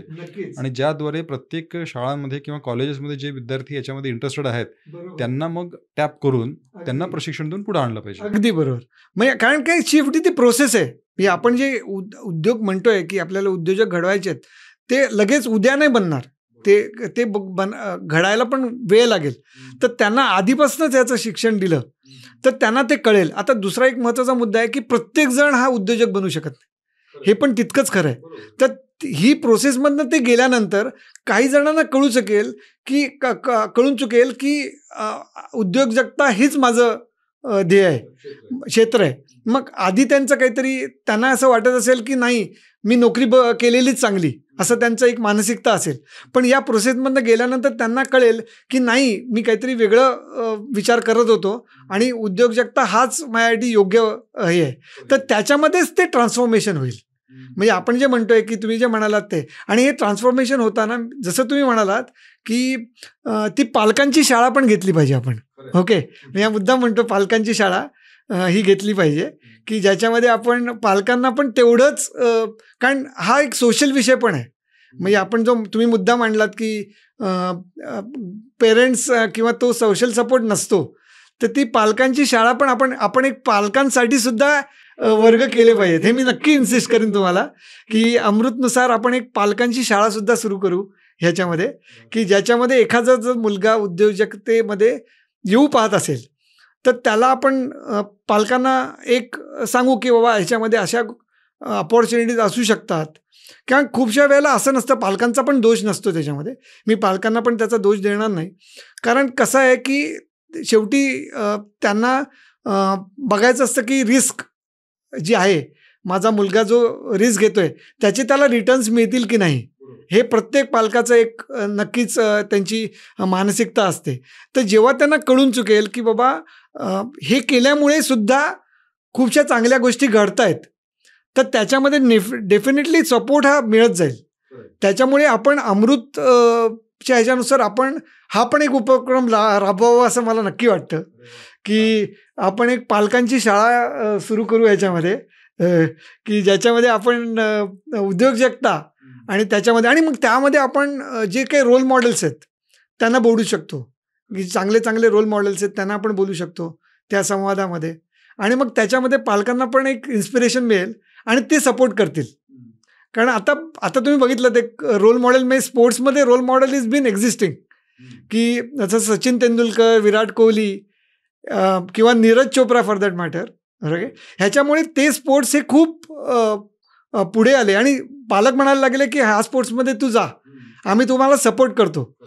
सेम वेने आपण जर म्हटलं की बाबा उद्योजक, आपण जे काय एंटरप्रेनरशिप किंवा उद्योजकता म्हणतोय त्याच्यामध्ये रोल मॉडेल्स आणून आपण जर पालकांची एक शाळा किंवा परिसंवाद घडवले, हे वेगवेगळ्या जिल्ह्यामध्ये जे काही आपले 36 जिल्हे आहेत त्याच्यामध्ये जर आपण घडवले तर I think that can be a transformation. Correct. आणि ज्या पद्धतीनं आपण राज्यस्तरावर एक लघु उद्योग विकास समिती बनवलेली आहे, त्याचप्रमाणे मग त्या जिल्ह्यामध्ये सुद्धा जिल्हा स्तरावर लघु उद्योग विकास समिती बनवून त्या जिल्ह्यामध्ये कुठल्या प्रकारचा उद्योग जास्त चांगल्या पद्धतीनं चालू शकेल आणि मग त्यांच्या प्रोडक्टच्या मार्केटिंगची व्यवस्था कशी करता येईल, ह्या दोन्हीची सांगड लावून देणे पण आवश्यक आहे. अगदी. मग ह्याच्यावर उदाहरण देतो. मी जेव्हा रुरल एंटरप्रेनरशिप शिकवत होतो, माझा उद्देश हाच होता. मी सगळ्यात पहिला जो माझा क्लास होता त्या विद्यार्थ्यांबरोबर, तो मी क्लास घेतला. त्याच्यामध्ये मी सगळ्यात पहिल्यांदा सांगितलं त्यांना, प्रत्येकाने उभं राहून सांगायचं आहे की त्यांना रुरल एंटरप्रेनरशिप, तुम्ही म्हणताय की ग्रामीण उद्योजक तुम्हाला बनायचं आहे, तर ग्रामीण उद्योजक म्हणून तुम्ही काय करायची तुमची इच्छा आहे, असं मी प्रत्येक जवळजवळ 80 मुलांचा 80 ते 85 मुलांचा तो क्लास होता माझा. तर त्या प्रत्येकाला मी ते पहिल्या ह्याच्यामध्ये ते सांगायला लावलं. ओके, त्याच्यातनं काय झालं, त्यांना कळलं की हा क्लास जो आहे फक्त थेअरी नाही आहे, मला काहीतरी ह्याच्यातनं सांगावं लागेल की मला काय करायचं आहे. तर तो सगळ्यात पहिल्यांदा ते मी केलं. आणि मग त्याच्यानंतर मग मी पुढे हे करण्यासाठी तुम्हाला काय काय करायला लागेल किंवा काय काय रोल मॉडेल्स आहेत त्याच्यामध्ये. आता आपल्याकडे नक्कीच ह्याच्यातली खूपशे चांगली उदाहरणं आहेत. म्हणजे आपण बघितलं तर अमूल जे आहे अमूल ॲज अ ब्रँड आणि त्याच्यामागे असलेली जी सहकारी संस्था, ह्याचं एक चांगलं उदाहरण आहे आपल्याकडे, ज्वलंत उदाहरण आहे आपल्याकडे, ते आहे. त्याच्यानंतर अजून मी जे महिला गृहोद्योग म्हणजे लिज्जत पापड जे आहे, ते मॉडेल त्यांना समजावून सांगितलं की हे कसं हे होतं. आता ह्याच्यामध्ये अतिशय महत्त्वाचा मुद्दा मला मांडायचा आहे, की तो आहे की वुमन एम्पॉवरमेंट आणि वुमन एंटरप्रेनरशिप. म्हणजे ज्या महिला आहेत, महिला उद्योजक पण आपल्याला जास्तीत जास्त घडवायला लागतील आणि त्या घडवताना त्यांना एक रोल मॉडेल आपल्याला दाखवायला लागेल की कुठलं रोल मॉडेल हे वर्क होतं आहे. ओके, तर त्या दृष्टीने नक्कीच लिज्जत जे मॉडेल आहे ते अतिशय सुंदर मॉडेल आहे. आता सगळ्यात महत्त्वाचं मी प्रत्येक गोष्टीमध्ये सांगतो की क्वालिटी जी आहे ती खूप इम्पॉर्टंट आहे. आता क्वालिटी ही का इम्पॉर्टंट आहे? कारण कस्टमर हा कन्सिस्टन्सी बघत असतो की मला एखादा प्रॉडक्ट मी आज विकत घेतो आहे आणि जर मी 2 महिन्याने तेच प्रॉडक्ट विकत घेतलं तर मला तीच फूड असेल तर त्याला टेस्ट तीच लागते, राईट? तर ते कन्सिस्टंटली होतं आहे की नाही? आता उदाहरण द्यायचं झालं तर लिज्जत पापड तुम्ही महाराष्ट्रामध्ये खा आणि लिज्जत पापड तुम्ही दिल्लीमध्ये खा, तुम्हाला तीच टेस्ट मिळते. कारण त्यांनी ते एक स्टँडर्ड मेंटेन केलेलं आहे. त्याच्यामागे एक प्रोसेस आहे. त्याच्यामध्ये त्यांनी असं केलेलं आहे की जे काय रॉ मटेरियल्स परचेस केले जातात, ते रॉ मटेरियल परचेस हा सेंट्रलाइज परचेस होतो. त्यामुळे ते जे परचेस करण्याचं असतं ते सेंट्रलाइज परचेस होतं. त्याच्यामध्ये 2 गोष्टी होतात. एक इकॉनॉमीज ऑफ स्केल मिळतो, म्हणजे ज्याच्यामध्ये सगळ्या सेंटरसाठी आपण बाय केल्या कारणाने ते आपण बल्कमध्ये बाय करतो. त्याच्यामुळे चांगल्या किफायतदार प्राईसमध्ये आपण ते विकत घेऊ शकतो आणि क्वालिटी जी आहे ती आपली कन्सिस्टंट राहते. कारण रॉ मटेरियल कन्सिस्टंट राहिल्यामुळे पुढे त्याचं रूपांतर हे अल्टिमेट प्रॉडक्टमध्ये होतं. तर हा एक महत्त्वाचा मुद्दा त्याच्यामध्ये आहे. सेल्फ हेल्प ग्रुप म्हणजे आपण म्हणतोय की अतिशय महत्त्वाचा महिला बचत गट आहे आणि ह्याचं खूप महत्त्वाचं ह्याच्यामध्ये योगदान असणार आहे आणि ते अजून वाढलं पाहिजे. आता ह्याच्यामध्ये एक उदाहरण मी मुद्दाम रुरल एंटरप्रेनरशिपचं दिलं, ज्याच्यामध्ये जयपूर रक्स म्हणून एक कंपनी आहे. ती रक्सची जी कंपनी आहे ती रग्स बनवते आणि त्यांचे रग्स जे आहेत ते मॅक्झिमम 70% ऑफ समथिंग 70 to 80% हे एक्सपोर्ट. आणि त्यांचे जे ते रग्स बनवतात ते रग्स जे आहेत ते त्यांनी जे आपले कारिगर आहेत त्यांनी ते एम्पॉवर केलेलं आहे. It is a brilliant case study for म्हणजे जे आर्टिसन्स आहेत किंवा क्राफ्टमन्स आहेत त्यासाठी ती अतिशय सुंदर केस स्टडी आहे. कारण तुम्ही जे एखादा माल जर केला आहे तर 2 प्रकारे तुम्ही करू शकता. तुम्ही तुमचे इकडचे जे काही रिसोर्सेस आहेत, मग ते तुम्ही जसं म्हणालात की एक त्या डिस्ट्रिक्टमध्ये कुठला प्रॉडक्ट आहे ते तुम्ही घ्या, ते तुम्ही उत्तम बनवा, पण त्याचं मार्केट तुम्हाला इकडेच असलं पाहिजे असं नाही. त्याचं मार्केट तुमचं भारतामध्ये पण असू शकतं आणि त्याचं मार्केट तुमचं विदेशामध्ये पण असू शकतं. तो ॲस्पेक्ट खूप इम्पॉर्टंट आहे की तुमचं मार्केट हे वेगवेगळ्या ठिकाणी असू शकतं आणि जर ते तुमचं परदेशामध्ये असेल तर त्याला डेफिनेटली तुम्हाला चांगला एक प्राईज मिळते, एक चांगलं तुम्हाला चालना मिळते आणि तुम्ही पूर्ण सेक्टरला ग्रो करू शकता. म्हणजे एक इकोसिस्टीम तुम्ही करू शकता. ती इकोसिस्टीम पूर्ण तुमची डेव्हलप होते त्याच्यामध्ये. त्यामुळे ते अतिशय सुंदर उदाहरण आहे आणि डेफिनेटली आपले वारली आर्ट तुम्हाला माहिती आहे की आपल्या महाराष्ट्रामध्ये वारली आर्ट खूप पॉप्युलर आहे. तर ती पण अशीच आहे की ती पण जर आपण जास्तीत जास्त त्याचा एक्सपोर्ट करू शकलो किंवा बाकीचे आर्ट फॉर्म जे आहेत ते पण आपण करू शकलो तर त्याच्यामध्ये पण खूप वाव आहे. सचिनजी, पण अजूनही लोकांना असं वाटतंय किंवा आपल्या चर्चेमध्ये असं वाटत असतं की उद्योग करण्यापेक्षा नोकरीच चांगली. उद्योगामध्ये असं काय वेगळं विशेष आहे? तुम्हाला असं काय वाटतं की बरं नोकरीमध्ये काही विशेष नाही पण उद्योगामध्ये विशेष आहे? काय विशेष आहे?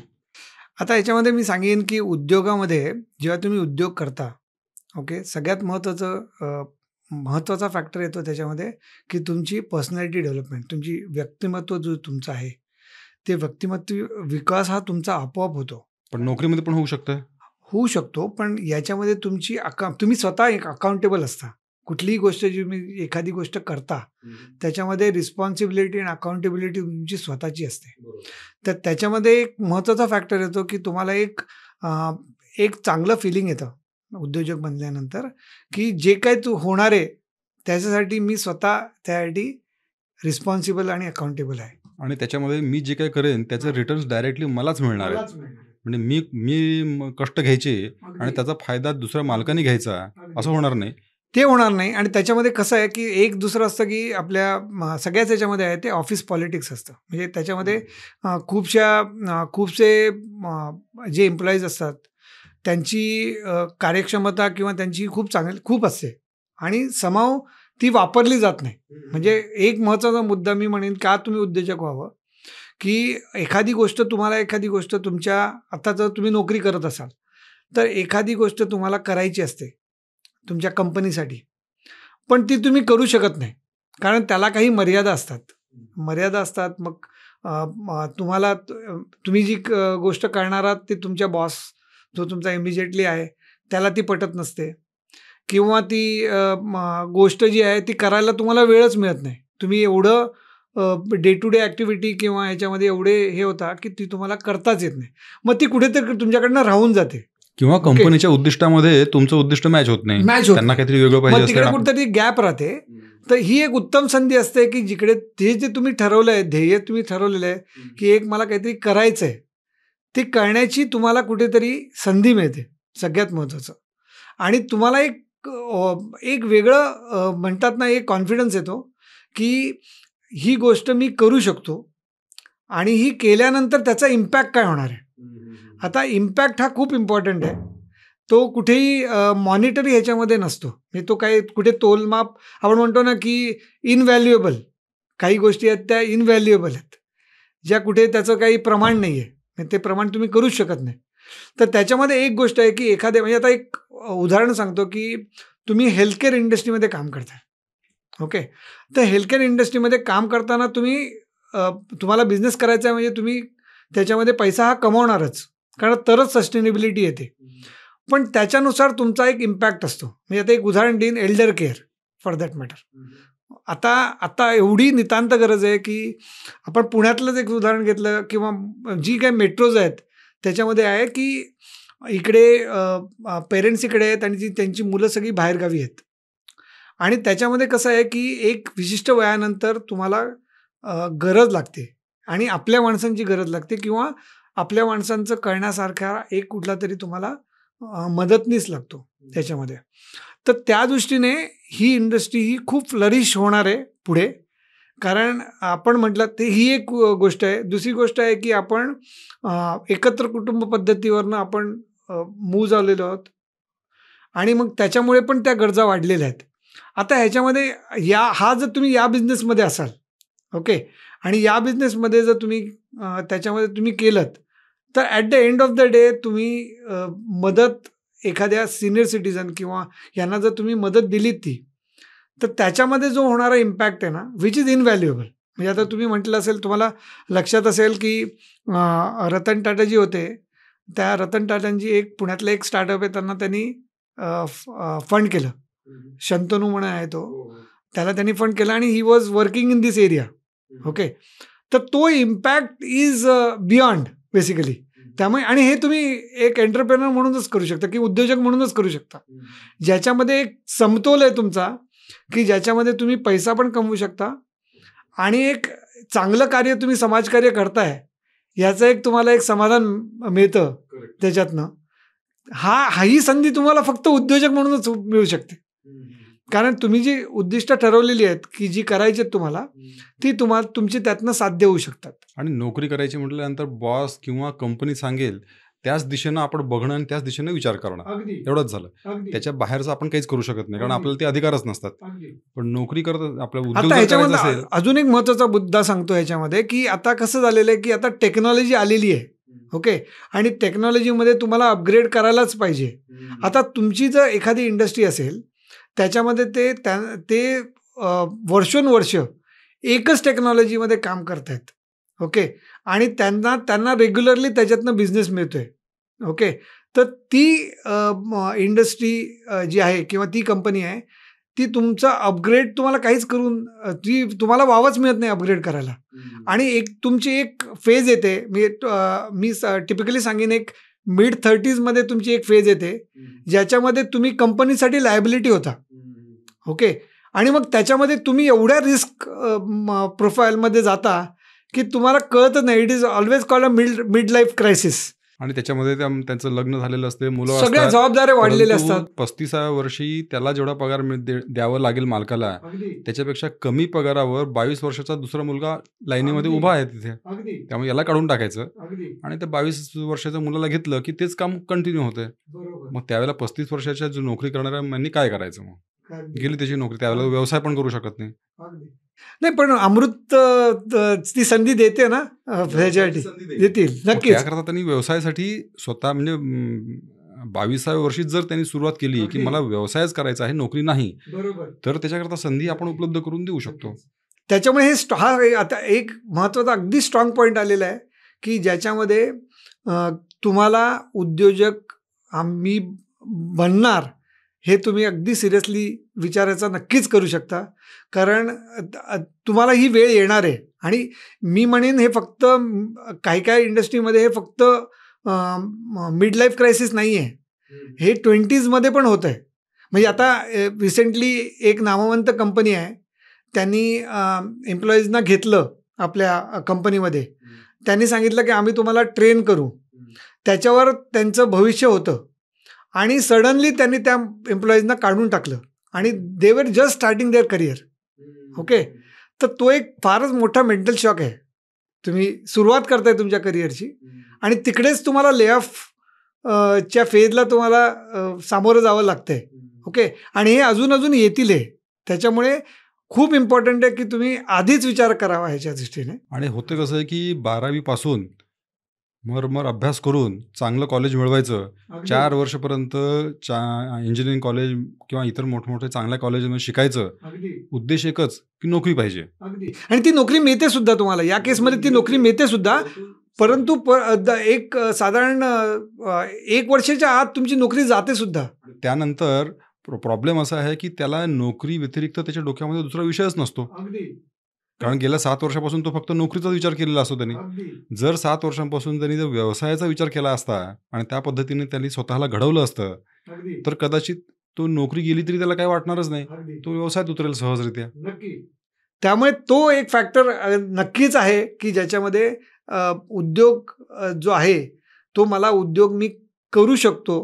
ओके. आणि करायचं असेल तर काय करू शकतो, ही जी म्हणतोय ना की माइंडसेट हा नक्कीच तरुण पिढीला ठेवावाच लागेल त्याच्यामध्ये. आणि आता कसं झालेलं आहे की नोकऱ्यांची संख्याही कमी होणार आहे. ओके. जॉब प्रोफाईल चेंज होतील म्हणजे त्याच्यामध्ये पण ऑटोमेट झाल्यामुळे नोकऱ्यांच्या संख्याही नक्कीच कमी होणार आहे. त्याच्यामुळे तुम्हाला उद्योग करण्याशिवाय पर्याय नाही आहे. आणि ते लवकर तुम्ही त्याच्यामध्ये पडलात तर चांगलंच आहे तुमच्यासाठी. जर तुम्ही त्याच्यासाठी पण उशीर केलात तर त्याच्यासाठी तुम्हाला परत त्या विशेष सर्कलमध्ये तुम्ही गुंतून पडाल. म्हणजे दिवसेंदिवस नोकरी करणाऱ्यांची परिस्थिती ही बिकटच होत जाणार आहे. पण वस्तुस्थिती आहे आणि हे फक्त आपल्यापुरतं मर्यादित नाही आहे, म्हणजे महाराष्ट्र किंवा भारतापुरतं मर्यादित नाही आहे, हे जगभरात होत आहे. म्हणजे या गोष्टी या जगभरात होत आहेत. म्हणजे काही कंट्रीज तर म्हणत आहेत की आम्ही AI ला रेग्युलेट करायचं का. ओके. काही कंट्रीज म्हणत आहेत की आम्ही AI जो एजंट आहे should we tax that AI agent. Okay. आम्ही त्या AI एजंटला टॅक्स करायचं का की त्याच्यातनं काही होईल ते सोशल वेलफेअरला वापरलं जाईल. त्यामुळे हे जे इम्पॅक्ट जगभरात होत आहेत आणि हे जगभर आता कसं आहे की आपल्याकडे भारतामध्ये आपण म्हणतो की आपल्याकडे सगळ्यात जास्त यूथ आहेत. त्यामुळे आपण त्याचा म्हणतो एका अर्थाने आपण म्हणतोय की it is a advantages also. But at the same time I would always say की इट इज अ डबल एडेड स्वॉर्ड. ओके. योग्य वेळेला जर त्यांना अपॉर्च्युनिटी जर मिळाली नाही तर ती अतिशय म्हणजे दुःखद परिस्थिती असेल आणि त्यासाठी त्यांना उद्योगासाठी तयार करणं क्रमप्राप्त आहे. पर्यायच नाही आहे. आणि आत्ताची जी काही शिक्षण पद्धती आहे, आताची काही मुलं माझ्याकडे जे इंटरव्ह्यूला येत येस. असतात, त्यांना मी वेगवेगळ्या पद्धतीनं प्रश्न विचारत असतो. अगदी. आय-टी झालेला किंवा कॉम्प्युटर इंजिनिअर झालेल्या मुलाला त्याच्याच कॉलेजमधल्या तुम्ही काय-काय शिकलेलं आहे हे प्रश्न विचारलं, तर त्यालासुद्धा ते समाधानकारक उत्तर देता येत नाही आणि त्याची तो वेगवेगळी कारणं सांगत असतो. अगदी. म्हणजे 3-4 वर्ष ज्या विषयावर त्यांनी अभ्यास केलेला आहे आणि ग्रॅज्युएशन मिळवलेलं आहे, त्या क्षेत्रातलं सुद्धा त्याला ज्ञान नसते. अगदी. व्यवसायाचं तर नसतेच. अगदी. त्यामुळे तशी परिस्थिती फारच बिकट आहे मग आता. अगदी. आणि काय झालेलं आहे, एक महत्त्वाचा उद्देश असा आहे, की आता टेक्नॉलॉजी पण एवढी फास्ट चेंज होते, की जेव्हा त्यांनी सुरुवात केली आणि जेव्हा ते ग्रॅज्युएट झाले, त्याच्यामध्ये तो जो अभ्यासक्रम चेंज झाला नाही, तर ते by the time they are out of the campus, that is outdated सगळ्यात पहिल्यांदी. दुसरी गोष्ट म्हणजे कंपन्यांच्या दृष्टीने त्यांना रेडीमेड एम्प्लॉयबल कॅन्डिडेट्स पाहिजे असतात.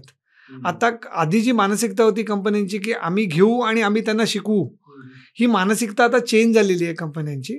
त्यांचं म्हणणं आहे, की जे एम्प्लॉईज असतील, जे पूर्णपणे तयार असतील, कारण आता number of jobs are reduce, so demand and सप्लायमध्ये they are at a upper hand. तर ते म्हणतात, की जे पूर्ण स्किल आम्हाला जी पाहिजे आहे, त्याच्यामध्ये जे तयार झालेले असतील त्यांनाच आम्ही घेऊ. आणि मग इकडे कुठेतरी तो फॅक्टर येतो आणि ती गॅप येते आणि तिकडे कुठेतरी तो मिसमॅच होतो आणि त्यामुळेच कारण क्रीम जो आहे त्यांना नोकऱ्या मिळणारच आहेत काही झालं तरी. ओके. आपण विचार करतोय की जे क्रीम नाही आहेत, म्हणजे people who are not from IITs किंवा NITs किंवा हे जे IIMs म्हणा किंवा बेस्ट MBA कॉलेजेस आहेत, त्यांना एनिवे नोकऱ्या किंवा हे मिळणारच आहे. ओके.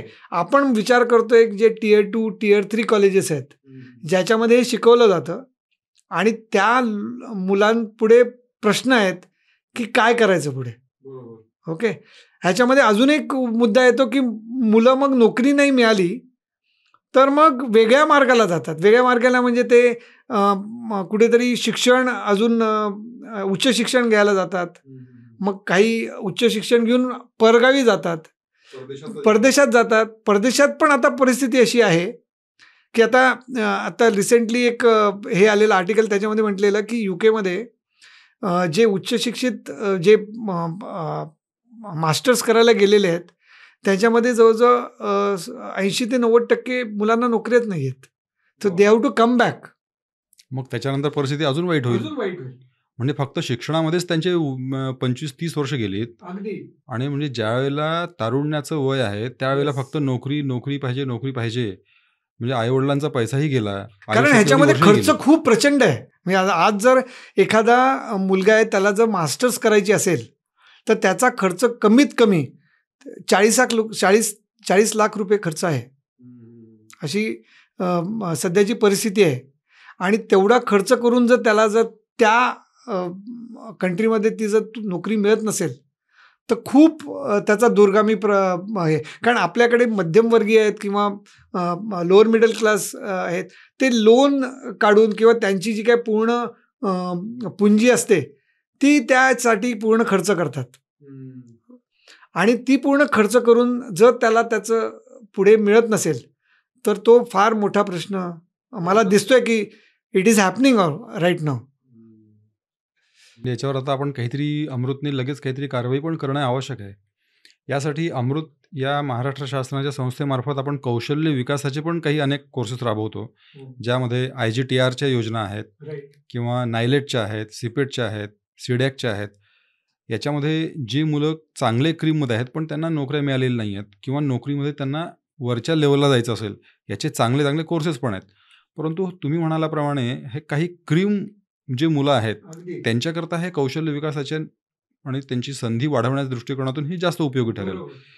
परंतु जे अशा टॉप क्रीममध्ये जे नाही आहेत अशा लोकांसाठी हा पण खालचा जो भाग आहे हा फार मोठा भाग आहे आणि याच्याकरता मग जास्त लक्ष देण्याची आवश्यकता आहे. आणि त्याच्याशिवाय तुम्ही म्हणाल्याप्रमाणे उद्योग आणि शेती ह्या 2 क्षेत्राकडे आता अमृतनी जास्त लक्ष दिलं पाहिजे. आणि आपली जी सल्लागार समितीची बैठक झाली त्यामध्ये आपण याच विषयावर आपण चर्चा केली. मग असं जर असेल तर मग उद्योगाच्या ह्याच्यामध्ये मुलांना उद्योजकीय शिक्षण हे 10वी 11वी असल्यापासून आपण द्यायला सुरुवात केली पाहिजे. मग या संदर्भात आपण काहीतरी वेगळा कोर्स डिझाईन करावा असं वाटते का? नक्कीच करावा. ह्याच्यामध्ये कोर्स असा डिझाईन करावा की त्या कोर्सचा आउटकम म्हणजे तो उद्योजक बनला पाहिजे. आता खूपशा ठिकाणी असं होतं की एंटरप्रेन्योरशिप डेव्हलपमेंट कोर्स तुम्हाला सर्रास दिसतील, जिकडे तिकडे कोर्स देत आहेत, पण अल्टिमेटली त्याचं आउटकम जे आहे ते यशस्वी उद्योजक बनला पाहिजे हे आहे. आणि तो कोर्स डिझाईन करतानाच असा असला पाहिजे की त्याच्यामध्ये ते फॅक्टर्स इंट्रोड्यूस झाले पाहिजेत. मग त्याच्यामध्ये त्याला लागणारं आणि तो फार म्हणजे 2 वर्षाचा 3 वर्षाचा असण्याची काही गरज नाही आहे. It can be a modular course. कारण जे बेसिक आहे ते तर शिकवलं जातच त्यांना फक्त एक फाईन ट्युनिंग करून त्यांना ते करण्याची गरज आहे. त्यामुळे हे कोर्सेस जे आहेत आणि दॅट शुड बी म्हणजे त्या पर्टिक्युलर बिझनेससाठी लागणारे कोर्स असे ते फक्त मॉड्यूल राहिलं पाहिजे. आता आम्ही काय करत आहोत, अमृतच्या माध्यमातून मराठी भाषा या विषयांना घेऊन अनेक व्यवसायाच्या ज्या संधी आहेत त्या संदर्भात आम्ही अनेक संधी उपलब्ध करून देत आहोत. कारण मराठी भाषेमध्ये आता काय राहिलेलं आहे असे म्हणणाऱ्यांची संख्या विनाकारण खूप लोक आहेत. त्यांना माहीतच नाही की याच्यामध्ये किती संधी आहेत. त्याचप्रमाणे अमृतच्या माध्यमातून आता आपण पत्रकारिता हा एक विषय घेतलेला आहे आणि यामध्ये जेवढ्या विविध प्रकारच्या संधी आहेत ते वेगवेगळ्या संधी आपण सगळ्यांना सांगत आहोत. आणि या क्षेत्रामध्ये ज्यांना व्यवसाय करायचा असेल त्यांना आपण प्रशिक्षण पण सुरू करणार आहोत. तर अमृतच्या माध्यमातून ऑलरेडी ही प्रक्रिया तर सुरू झालेलीच आहे. पण या व्यतिरिक्त अनेक असे क्षेत्र आहेत, कदाचित अमृतला माहीत नसेल परंतु विद्यार्थ्यांना माहीत असेल, तर आम्ही विद्यार्थ्यांना पण आवाहन करतोय की तुम्हाला कोणत्या क्षेत्रामध्ये व्यवसाय करायचा आहे ते तुम्ही आम्हाला कळवा. त्या क्षेत्रामध्ये आम्ही तुम्हाला प्रशिक्षण देऊ. जनरल प्रशिक्षण किंवा स्पेसिफिक त्या क्षेत्राबद्दल प्रशिक्षण दोन्ही प्रकारची व्यवस्था करून देता येईल का, हे सुद्धा अमृत करणार आहे. अतिशय सुंदर आहे. कारण काय आहे की काही गोष्टी ज्या आहेत त्या आपण म्हणतो ना फीडबॅक सिस्टीम, जी फीडबॅक सिस्टीम जर झाली तर ते उत्तम हे आहे. कारण गोष्टी या बदलत राहणार. म्हणजे change is the only constant जे आपण म्हणतो की ते होतच राहणार आणि त्यानुसार आपल्याला अपग्रेड करायला लागणारच आहे. आणि या दृष्टीने मी म्हणतोय की जेव्हा आपण उद्योजक म्हणतो तो उद्योजक फक्त एखादा प्रॉडक्ट बनवणारच उद्योजक असतो असं नाही. त्याच्यामध्ये एक महत्त्वाचा फॅक्टर आहे की ज्याच्यामध्ये प्रोफेशनल्स आपण क्रिएट करू शकलो. ओके. कारण प्रोफेशनल्स जे आहेत ते पण उद्योगच करतायत. ओके. म्हणजे आपण जे प्रोफेशन्स म्हटलं की बाबा कन्सल्टन्सी आहे, त्याच्यानंतर एजन्सी आहे, त्याच्यानंतर तुम्ही पत्रकारिता म्हणालात ते आहे, त्याच्यानंतर आपण जर लिगल प्रोफेशन म्हटलं तर ते आहे, त्याच्यानंतर तुम्ही म्हटलं तर मीडिया अँड एंटरटेनमेंटमध्ये खूप संधी आता उपलब्ध होणार आहेत. आणि आता मीडिया अँड एंटरटेनमेंटचं उदाहरण दिलं तर एक जे मी काल आपल्या सल्लागार समितीची मीटिंग होते त्याच्यामध्ये म्हटलं की याच्यामध्ये foreign language and culture management हा फार महत्त्वाचा मुद्दा आहे. कारण आपण जर बघितलं मीडिया अँड एंटरटेनमेंट सेक्टर जे आहे ते वास्ट चेंज होतं आहे. आणि आपण आता जी ट्रेंड बघितली म्हणजे आपण जे OTT प्लॅटफॉर्म आणि याच्यामध्ये बघतोय आपण, तर असं कोणी विचार पण केला नव्हता की भारतामध्ये Korean drama would be famous. म्हणजे के ड्रामा किंवा K-पॉप त्यांचं जे काय हे आहे ते भारतामध्ये प्रचंड पॉप्युलर झालेलं आहे. आणि हे होण्यामागचं कारण काय की त्याचं असणारं सबटायटल्स, त्यांचं असणारं प्रॉब्ली लेट्स से ट्रान्सलेशन याच्यामुळे ते जास्तीत जास्त पोचतंय. तर तसंच आपले जे काही चांगलं आर्ट्स आणि एंटरटेनमध्ये आपले जे काही चांगलं कंटेंट असेल ते पण बाहेरच्या देशात जाऊ शकतं. त्यामुळे त्या संधी पण उपलब्ध आहेत. मग ही शेवटी अख्खी इंडस्ट्री आहे. त्या इंडस्ट्रीमध्ये वेगवेगळ्या गोष्टी लागणार आहेत त्याच्यामध्ये. मी आता एक उदाहरण देतो की लेट्स से मीडिया अँड एंटरटेनमेंटमध्ये आहे. तर मीडिया एंटरटेनमेंटमध्ये आजकाल एखादा जर हॉलिवूड मूवी बनवायचा असेल तर त्याच्यामध्ये VFX जो प्रकार आहे तो it plays a major role. आणि तो आता कसं आलेलं की त्याच्यामध्ये परत आर्टिफिशियल इंटेलिजन्स पण आलेलं आहे. या दोन्हीच्या कॉम्बिनेशनमुळे ह्या 2 स्किल सेट माहीत असणाऱ्या लोकांची नितांत गरज आहे. ओके. आणि तेही लोक they can act as a freelancer. मी त्यांना नोकरी करण्याची गरज नाही आहे. ही जी लोक ट्रेंड होतील या क्षेत्रामध्ये, they would become a entrepreneur by itself. ते स्वतःच एंटरप्रेनर होतील. आजकाल इव्हन पत्रकारितेमध्ये तुम्ही बघत असाल की खूपसे फ्रीलान्सर पत्रकार आहेत. म्हणजे they are not attach to any channels किंवा हे, त्यांची स्वतःचं एक हे झालेलं आहे. तर त्या संधी पण खूप उपलब्ध आहेत. आता पारंपरिक पद्धतीनं आणि आत्ताच्या मॉडर्न पद्धतीनं हे 2 प्रकारचे आपण विचार करत आहोत. परंतु आपल्यामध्ये एक मोठा घटक असा आहे की जो पारंपरिक पद्धतीनं, घरगुती पद्धतीनं तो माणूस प्रोडक्शन करतो. लहान-सहान त्याला गृहउद्योग आपण म्हणूया. या गृहउद्योजकांना एक मर्यादा आहे त्यांचे प्रोडक्ट्स सेल करण्याकरता, मार्केटिंग करण्याकरता. त्या ठिकाणी नेमकं काय करता येईल? आता एक महत्त्वाचा फॅक्टर असा आहे की गृहउद्योग जे आपण म्हणतो, मग त्याच्यामध्ये आपण म्हटलं पापड, लोणची, म्हणजे काय रिलेटेड टू फूड असेल, किंवा आता एक आपण हीच यूज केस बघू की एक फूड रिलेटेड जो आहे, तर ह्याच्यामध्ये जास्तीत जास्त महिला उद्योजक आहेत. आता महिला उद्योजक हे करतात, ओके. आणि पण एक कुठेतरी ते थांबतं, कारण एक महत्त्वाचा फॅक्टर जो आहे, जेव्हा आम्ही खूपशा म्हणजे महिला उद्योजकांबरोबर आम्ही जेव्हा इंटरॅक्ट केलं, तेव्हा एक महत्त्वाकांक्षा जी आहे ती खूप ह्याच्यामध्ये मला असं वाटलं की तिकडे कुठेतरी मर्यादा आहे. बरोबर. तर आणि ह्या महत्त्वाकांक्षा कमी असणं हे युवकांमध्ये सुद्धा कमी आहे. अगदी आणि जी मुलं खरोखर महत्त्वाकांक्षी आहेत येस, त्यांना अमृतच्या सपोर्टची आवश्यकताच नसते. खरे खरे खरे, अगदी म्हणजे आता आपल्याला अनेक युवकांमध्ये महत्त्वाकांक्षा उत्पन्न करणे हा एक वेगळाच विषय घ्यावा लागेल. अगदी. आणि हा फार महत्त्वाचा विषय आहे. आणि का इम्पॉर्टंट आहे, कारण कसं होतं की एक तुम्ही सुरुवात करता, सुरुवात चांगली असते तुमची, पण ती जर तुम्ही स्केल नाही करू शकलात, मी ती जर वृद्धिंगत तुम्ही नाही करू शकलात, तर ती फेल्युअरकडेच जाते. कारण एखाद्या गोष्टीचा स्केल जोपर्यंत, म्हणजे ज्याचं आपण म्हणतो की बाबा एक फॉर दॅट मॅटर तुम्ही एखादी वस्तू बनवली, ती जर तुम्ही जास्तीत जास्त विकू शकला नाहीत किंवा ती मॅन्युफॅक्चर करू शकला नाहीत, तर तुमचा फेल्युअर हा ठरलेला आहे. किंवा कुठेतरी तुम्हाला एक स्टॅग्नेशन येतं आणि त्याच्या पुढे तुम्ही जाऊ शकत नाही.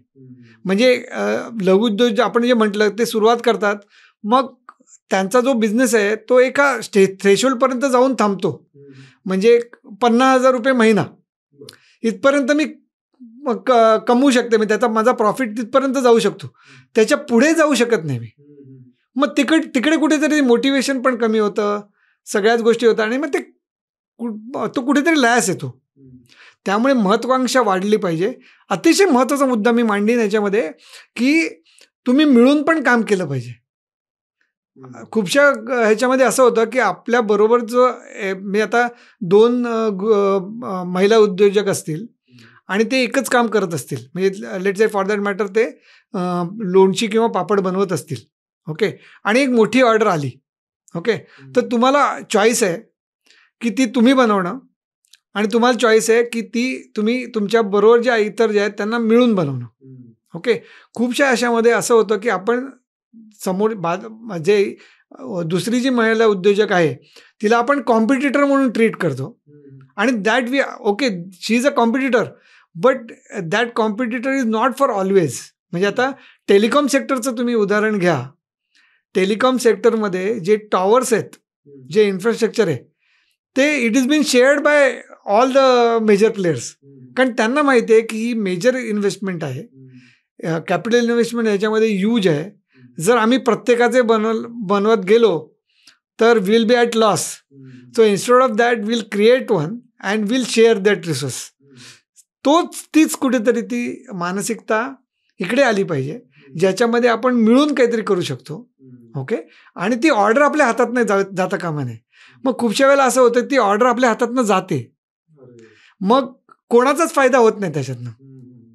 तर होता तुम्ही तुमच्या इतर जे महिला उद्योजक आहेत त्यांना तुम्ही एक तुमच्या बरोबरच्या मिळून त्यांच्याबरोबर चला, पण ती कुठेतरी ती कस्टमरची ऑर्डर घालवू नका. हा फार इम्पॉर्टंट फॅक्टर आहे, तो कुठेतरी येऊन थांबतो. आणि जेवढे लघुउद्योजक यांना मी भेटलो तर त्या सगळ्यांची अडचण एकच आहे की त्यांचे मार्केटिंग म्हणजे सेल्स हा फार मोठा प्रश्न आहे. अगदी. आणि जर हा प्रश्न एकदा जर सुटला तर मग त्यांना कोणी थांबवू शकत नाही असं त्यांचं म्हणणं आहे.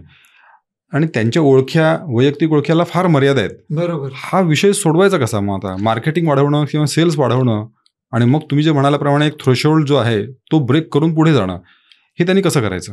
आता सगळ्यात महत्त्वाचा जो गल्लत होते ती मी त्याच्याबद्दल बोलीन. ती गल्लत होते ती मार्केटिंग आणि सेल्स. खूप जणांना वाटतं की मार्केटिंग आणि सेल्स हे एकच आहे. पण ही दोन वेगळी म्हणजे बिझनेसमध्ये दोन वेगवेगळे क्षेत्र आहेत आणि दोन्ही इम्पॉर्टंट आहेत. ओके. मार्केटिंग म्हणजे तुम्ही काय करता की तुमचं जे काही प्रॉडक्ट किंवा सर्व्हिस असेल त्याचं सगळ्यात पहिल्यांदा तुम्ही अवेअर करता. तुमच्या कस्टमरला त्याचं एक व्हिजिबिलिटी देता की असं काहीतरी एक्झिस्ट आहे. त्याच्यानंतर तुम्ही त्यांना पटवून देता की ह्याच्यामध्ये तुमची त्या प्रॉडक्ट आणि सर्व्हिसमध्ये तुम्ही काय व्हॅल्यू त्यांना देताय. ओके.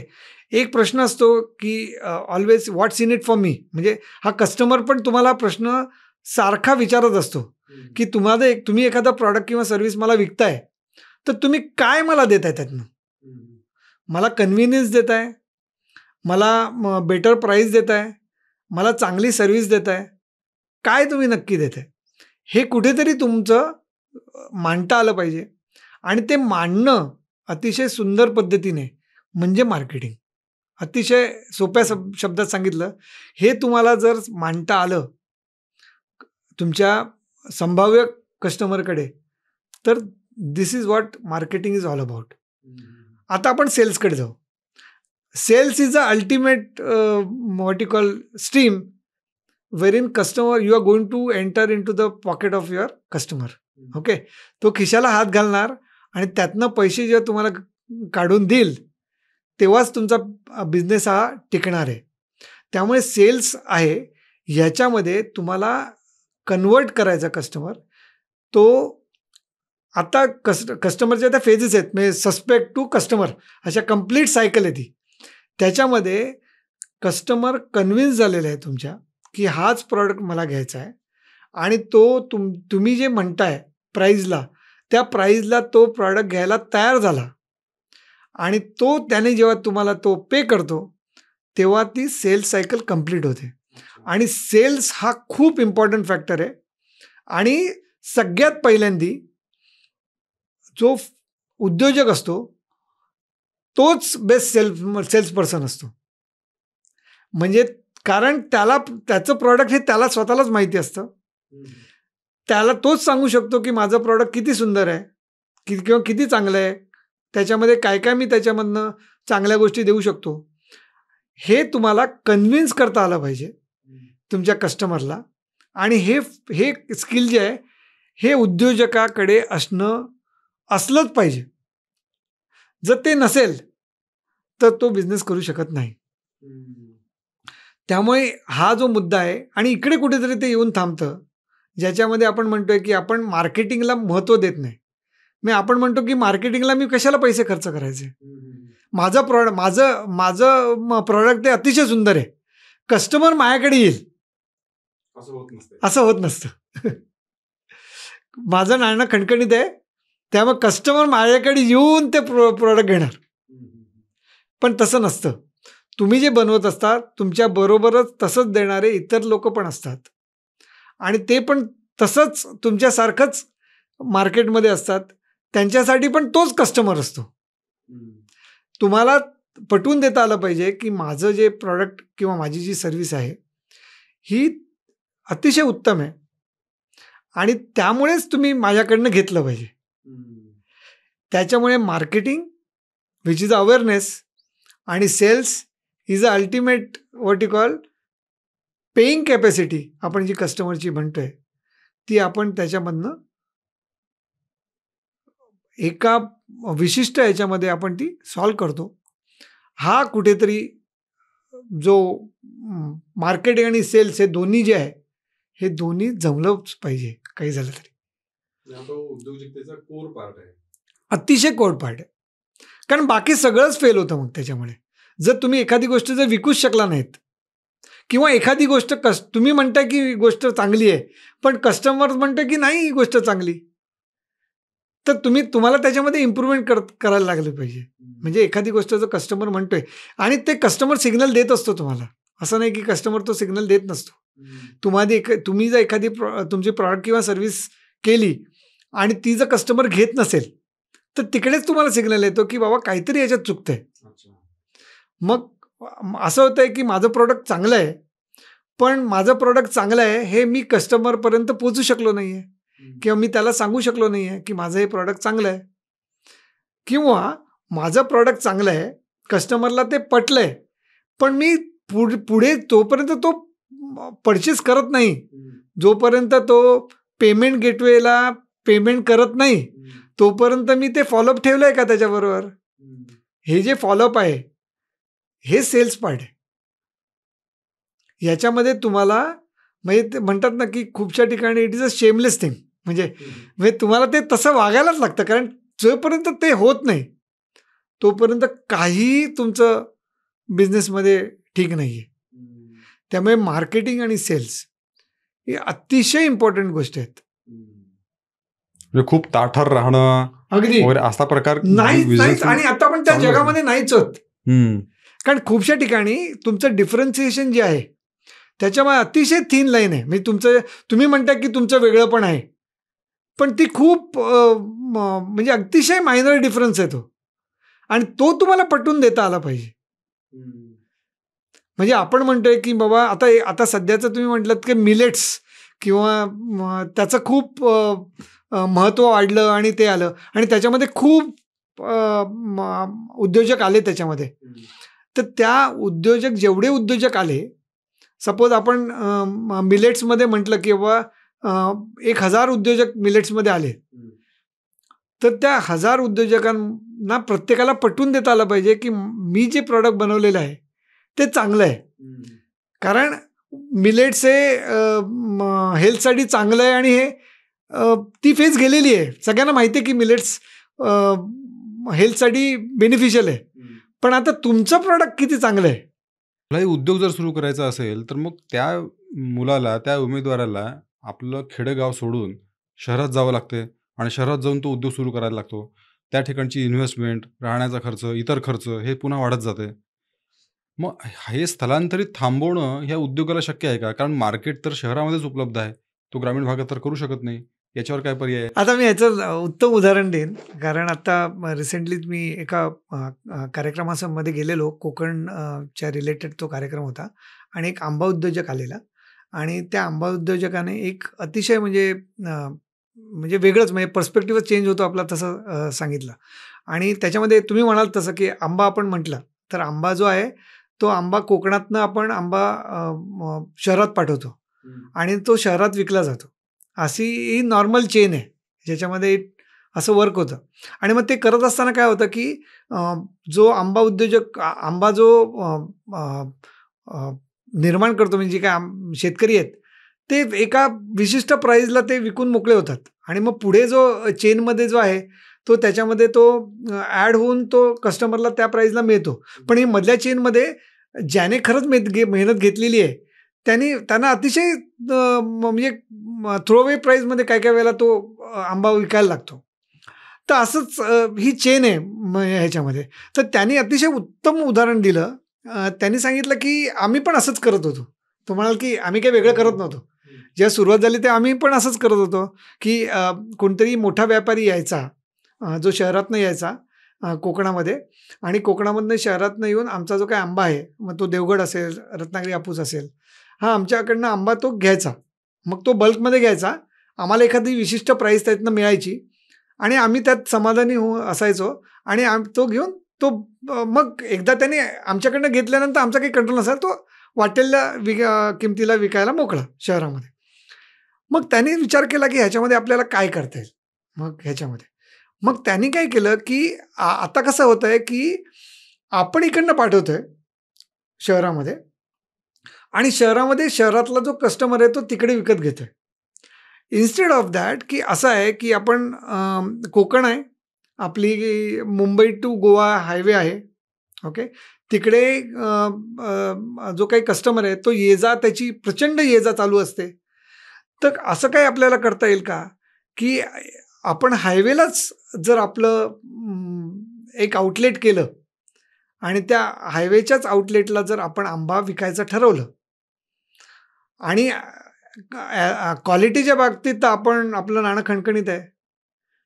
त्या बाबतीत तर आपलं काही कॉम्प्रोमाइज नाही आहे. कारण कस्टमरने एखादा आंबा आपल्याकडनं घेतला, तर त्याला ते चांगल्याच क्वालिटीचा तो आंबा मिळणार आहे. फक्त आपण म्हणतोय की ॲक्सेसिबिलिटी.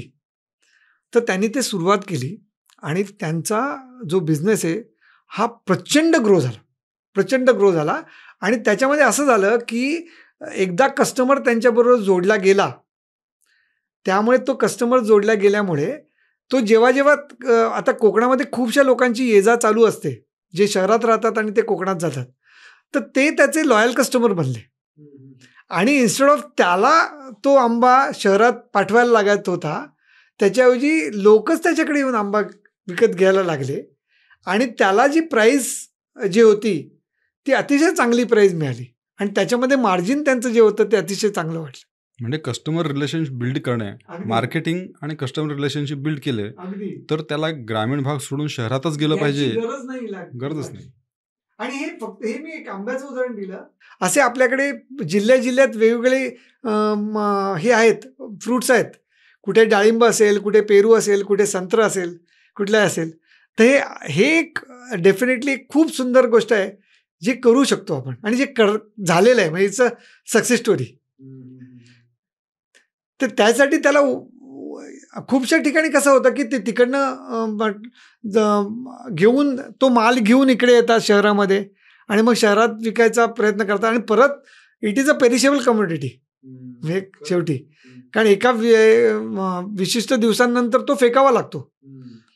तर ते न करता हे असं केल्यामुळे तुम्ही तुमच्या गावातच राहताय, तुम्हाला अतिशय चांगली किंमत त्याची मिळते. त्याच्यामुळे तुमची म्हणजे कस्टमर पण हॅपी आहे, कारण कस्टमरला एक ऑथेंटिक आंबा खायला मिळतोय. त्यामुळे तो पण खुश आहे, तुम्ही पण खुश आहात आणि तुम्हाला गाव सोडायला लागत नाही. खरंय. जर असं जर झालं तर स्थलांतरीचा जो प्रश्न आहे तो नक्कीच सॉल्व्ह होईल त्याच्यातनं. नक्कीच. तर ह्या सगळ्या दृष्टिकोनातून अमृतनी व्यावसायिक निर्माण करण्याच्या दृष्टिकोनातून अनेक योजना घेतलेल्या आहेत. त्यातले उदाहरणार्थ काही योजना अशा आहेत की प्रत्येक तालुक्यामध्ये आयात आणि निर्यातीचं प्रशिक्षण घेऊन त्यांनी व्यवसाय सुरू करावा आणि एका तालुक्यातल्या एका विद्यार्थ्याला आपण शिकवणार, अशा पद्धतीची योजना सुरू केलेली आहे. ती चांगली चालू आहे योजना. त्यांना आता पुढचे ॲडव्हान्स ट्रेनिंग देण्याचं सुद्धा आता नियोजन आपण करत आहोत. त्याचप्रमाणे आता सोलरचं युग येत आहे. सोलर इन्स्टॉलेशन, रिपेअरिंग आणि मेंटेनन्स हा फार मोठा व्यवसाय होतोय. तर अमृतच्या लक्षित गटातील उमेदवारांनी प्रत्येक एका तालुक्याला एक आमचा उमेदवार असावा आणि त्या तालुक्यातल्या सर्वच्या सर्व गोष्टी त्यांनी हँडल कराव्यात सोलर इन्स्टॉलेशन संदर्भात. असा एक आपण प्रयत्न करत आहोत, जेणेकरून प्रत्येक तालुक्यातला एक व्यावसायिक या क्षेत्रात तयार होईल. आणि अमृत बेकरी हा सुद्धा आपण विषय घेत आहोत. आणि अमृत बेकरी हा विषय सध्या अनेक जणांनी घेतलेला आहे. अतिशय घरगुती स्वरूपात करतात, परंतु एक मोठ्या स्वरूपामध्ये ते सुरू करण्याचं आता नियोजन आहे. अशा पद्धतीच्या त्या अनेक आपण योजना तर आणत आहोत. विषय असा होतो की हे व्यवसाय सुरू केल्यानंतर ज्या पद्धतीनं कम्युनिटीमधनं रिस्पॉन्स मिळाला पाहिजे, त्या पद्धतीनं रिस्पॉन्स मिळेल का याबद्दल साशंकता आहे. काय करता येईल याच्यात? तुमचा काय सल्ला राहील? एक तर म्हणजे आपण हे ॲक्सेप्ट केलं पाहिजे की हा प्रॉब्लेम आहे आपल्याकडे. ओके. आता कसं आहे की सपोर्ट सिस्टीम जी आहे ही खूप स्ट्रॉंग असायला लागते आणि त्याच्यामध्ये काही कम्युनिटीज आहेत, मी मुद्दाम त्यांचं नाव नाही घेणार, पण ज्या बिझनेस कम्युनिटी खूप पिढ्यानपिढ्या यामध्ये आहेत आणि त्या अतिशय उत्तमपणे उद्योग करत आहेत. त्यांच्यामध्ये ही सपोर्ट सिस्टीम प्रचंड स्ट्रॉंग आहे. म्हणजे त्यांच्यामध्ये एखादा जर उद्योजक अयशस्वी झाला, ओके, तर त्याला वाळीत टाकलं जात नाही. मी अतिशय ह्याने सांगतोय की बाबा एखादा उद्योजक जर त्याचा फेल्युअर आहे, तर तो कसा परत पुढे येईल याच्यासाठी पूर्ण कम्युनिटी त्याच्या मागे राहते. मग त्याला फायनान्शियल सपोर्ट दिला जातो. त्याला समज काही गोष्टींमध्ये त्याला लॉजिस्टिक सपोर्ट पाहिजे असेल, सगळ्या दृष्टीने जो काही सपोर्ट त्याला करता येईल तो सगळा सपोर्ट त्याला केला जातो. आणि हा म्हणजे आणि कोणी जर एखादा सपोर्ट केला तर फार हुशारकीचं त्यांनी काम केलं असंही असं नाही पण आहे. ठरलं जात नाही त्या कम्युनिटीमध्ये. हं, हं. आणि हे खूप इम्पॉर्टंट आहे. म्हणजे अशा पद्धतीचं सपोर्ट सिस्टम आपल्या महाराष्ट्रीयन लोकांमध्ये, मराठी लोकांमध्ये तयार करण्याची आवश्यकता आहे. खूपच आवश्यकता आहे. कारण आपल्या लोकांमध्ये कौशल्य आहे, धाडस आहे, कल्पकता आहे. फक्त एकमेकांना सांभाळून घेणं आणि एकमेकांच्या सहकार्याने पुढे जाणं, अगदी हा विषय आपण शिकलं पाहिजे. म्हणजे आता एक उदाहरण सांगतो मी. आता तुम्ही म्हणाल की मी जेव्हा आता आपण सल्लागार समितीचा मेंबर असल्या कारणाने मी तुम्ही जे आत्तापर्यंत 1 वर्षभरात ज्या काही एजन्सीज आणि यांच्याबरोबर हा उपक्रम राबवत आहेत त्याच्यामध्येच विनोदजी असतील आणि हे असतील त्यांच्याशी मी बोलल्यानंतर एक त्यांनी उदाहरण दिलं. मी म्हटलं की कसं तुम्हाला जाणवत आहे. तर त्याच्यामध्ये म्हणाल की इवन जर मी एखादा उद्योग करत असेल तर तो उद्योग मी करतोय हे मी माझ्या भावाला किंवा फॅमिली मेंबरना पण सांगत नाही. मग त्याच्यामध्ये पण मला संकोच वाटतो. हा का वाटतो की समज जर मी तो करतोय असं सांगितलं आणि जर कुठेतरी मला फेल्युअर आलं की माझं बघा अपयश आलं तर मग ते कसं बघितलं जाईल. म्हणजे मानसिकता बदलणं हा एक महत्त्वाचा विषय आहे. अतिशय महत्त्वाचा मुद्दा आहे. म्हणजे मी पुढचं तर गेलोच नाही आहे की बाबा फेल्युअर झाल्यानंतर त्याला आर्थिक मदत करणं किंवा त्याला त्यातनं बाहेर काढणं हा तर वेगळाच विषय झाला. पण आता एक म्हणजे कम्युनिटीमध्ये मी म्हणतो की ज्या अतिशय सक्सेसफुल कम्युनिटीज आहेत बिझनेस कम्युनिटीमध्ये त्याच्यामध्ये बिनव्याजी त्यांना दिलं जातं. म्हणजे तुम्हाला एखादा उद्योग उभा करायचा असेल तर काही जर म्हणजे आपण जो हा मुद्दा आपण म्हणतोय की ज्याच्यामध्ये बँका लोन देत नाहीत, जर तुम्हाला सुरुवात करायची असेल आणि हे करत आहे तो मुद्दा त्यांच्याकडे येत नाही. पण तरी सुद्धा तो मुद्दा आपण अमृत म्हणून तर सॉल्व्ह केलेला आहे. पण त्या केसमध्ये त्यांची कम्युनिटी त्यांच्या मागे उभी राहते की ज्याच्यामध्ये ते बिनव्याजी जे कर्ज आहे ते त्यांना ते कम्युनिटी अवेलेबल करून देतं. आता हा अतिशय सुंदर उपक्रम अमृतने घेतलेला आहे की तो आपण त्यांना सपोर्ट देतोय. व्याज परतावा तरी आपण व्याज परतावा जो आहे तो खूप इम्पॉर्टंट आहे. म्हणजे इनिशियल जी फेज आहे तुमची 3 वर्ष जी आहेत त्या फेजमध्ये तुम्हाला जर हा परतावा मिळाला तर ती खूपच म्हणजे खूपच मोठी सपोर्ट सिस्टीम आहे. ती डेफिनेटली आपण देतोय. पण बाकीची जी सपोर्ट सिस्टीम आहे की अपयश आल्यानंतर ते कसं बघितलं जातं आणि त्या संदर्भात सुद्धा अमृतला काय काम करता येईल ते आपण बघूया. अगदी. तर अमृत या संस्थेमार्फत लघु उद्योग, गृह उद्योग आणि या क्षेत्रामध्ये कृषी आधारित उद्योग हा सुद्धा एक महत्त्वाचा विषय आपण ॲड करत आहोत. आणि या क्षेत्रामध्ये अमृत खूप वेगवेगळ्या पद्धतीनं काम करत आहे. कौशल्य विकासापासून तर व्यक्तिमत्व विकासापर्यंत जे अनेक मुद्दे आहेत ते मुद्दे आपण प्रशिक्षण देऊन व्यावसायिक बनवणं हाच एक महत्त्वाचा विषय आपण घेतलेला आहे. तर या एक मोठ्या मोहिमेमध्ये एक विशिष्ट प्रकारच्या चळवळीमध्ये जास्तीत जास्त लोकांनी सहभागी व्हावं. महाराष्ट्रामध्ये जास्तीत जास्त व्यावसायिक निर्माण व्हावेत आणि त्यांच्यासाठी म्हणून अमृतला काहीतरी काम करण्याची संधी मिळावी असा आपण एक संकल्प करू शकतो. तर या मोहिमेमध्ये आपण सगळ्यांनी सहभागी व्हावं. दिलखुलासपणे आपण समोर यावं. आम्ही तर सपोर्ट करायला तयारच आहोत. तर आणि सचिनजी तुम्ही आता या पॉडकास्टला आलात. अगदी. तर अमृत प्रवाहामार्फत पुन्हा एकदा आपला आभार मानतो. ही मला संधी दिल्याबद्दल धन्यवाद.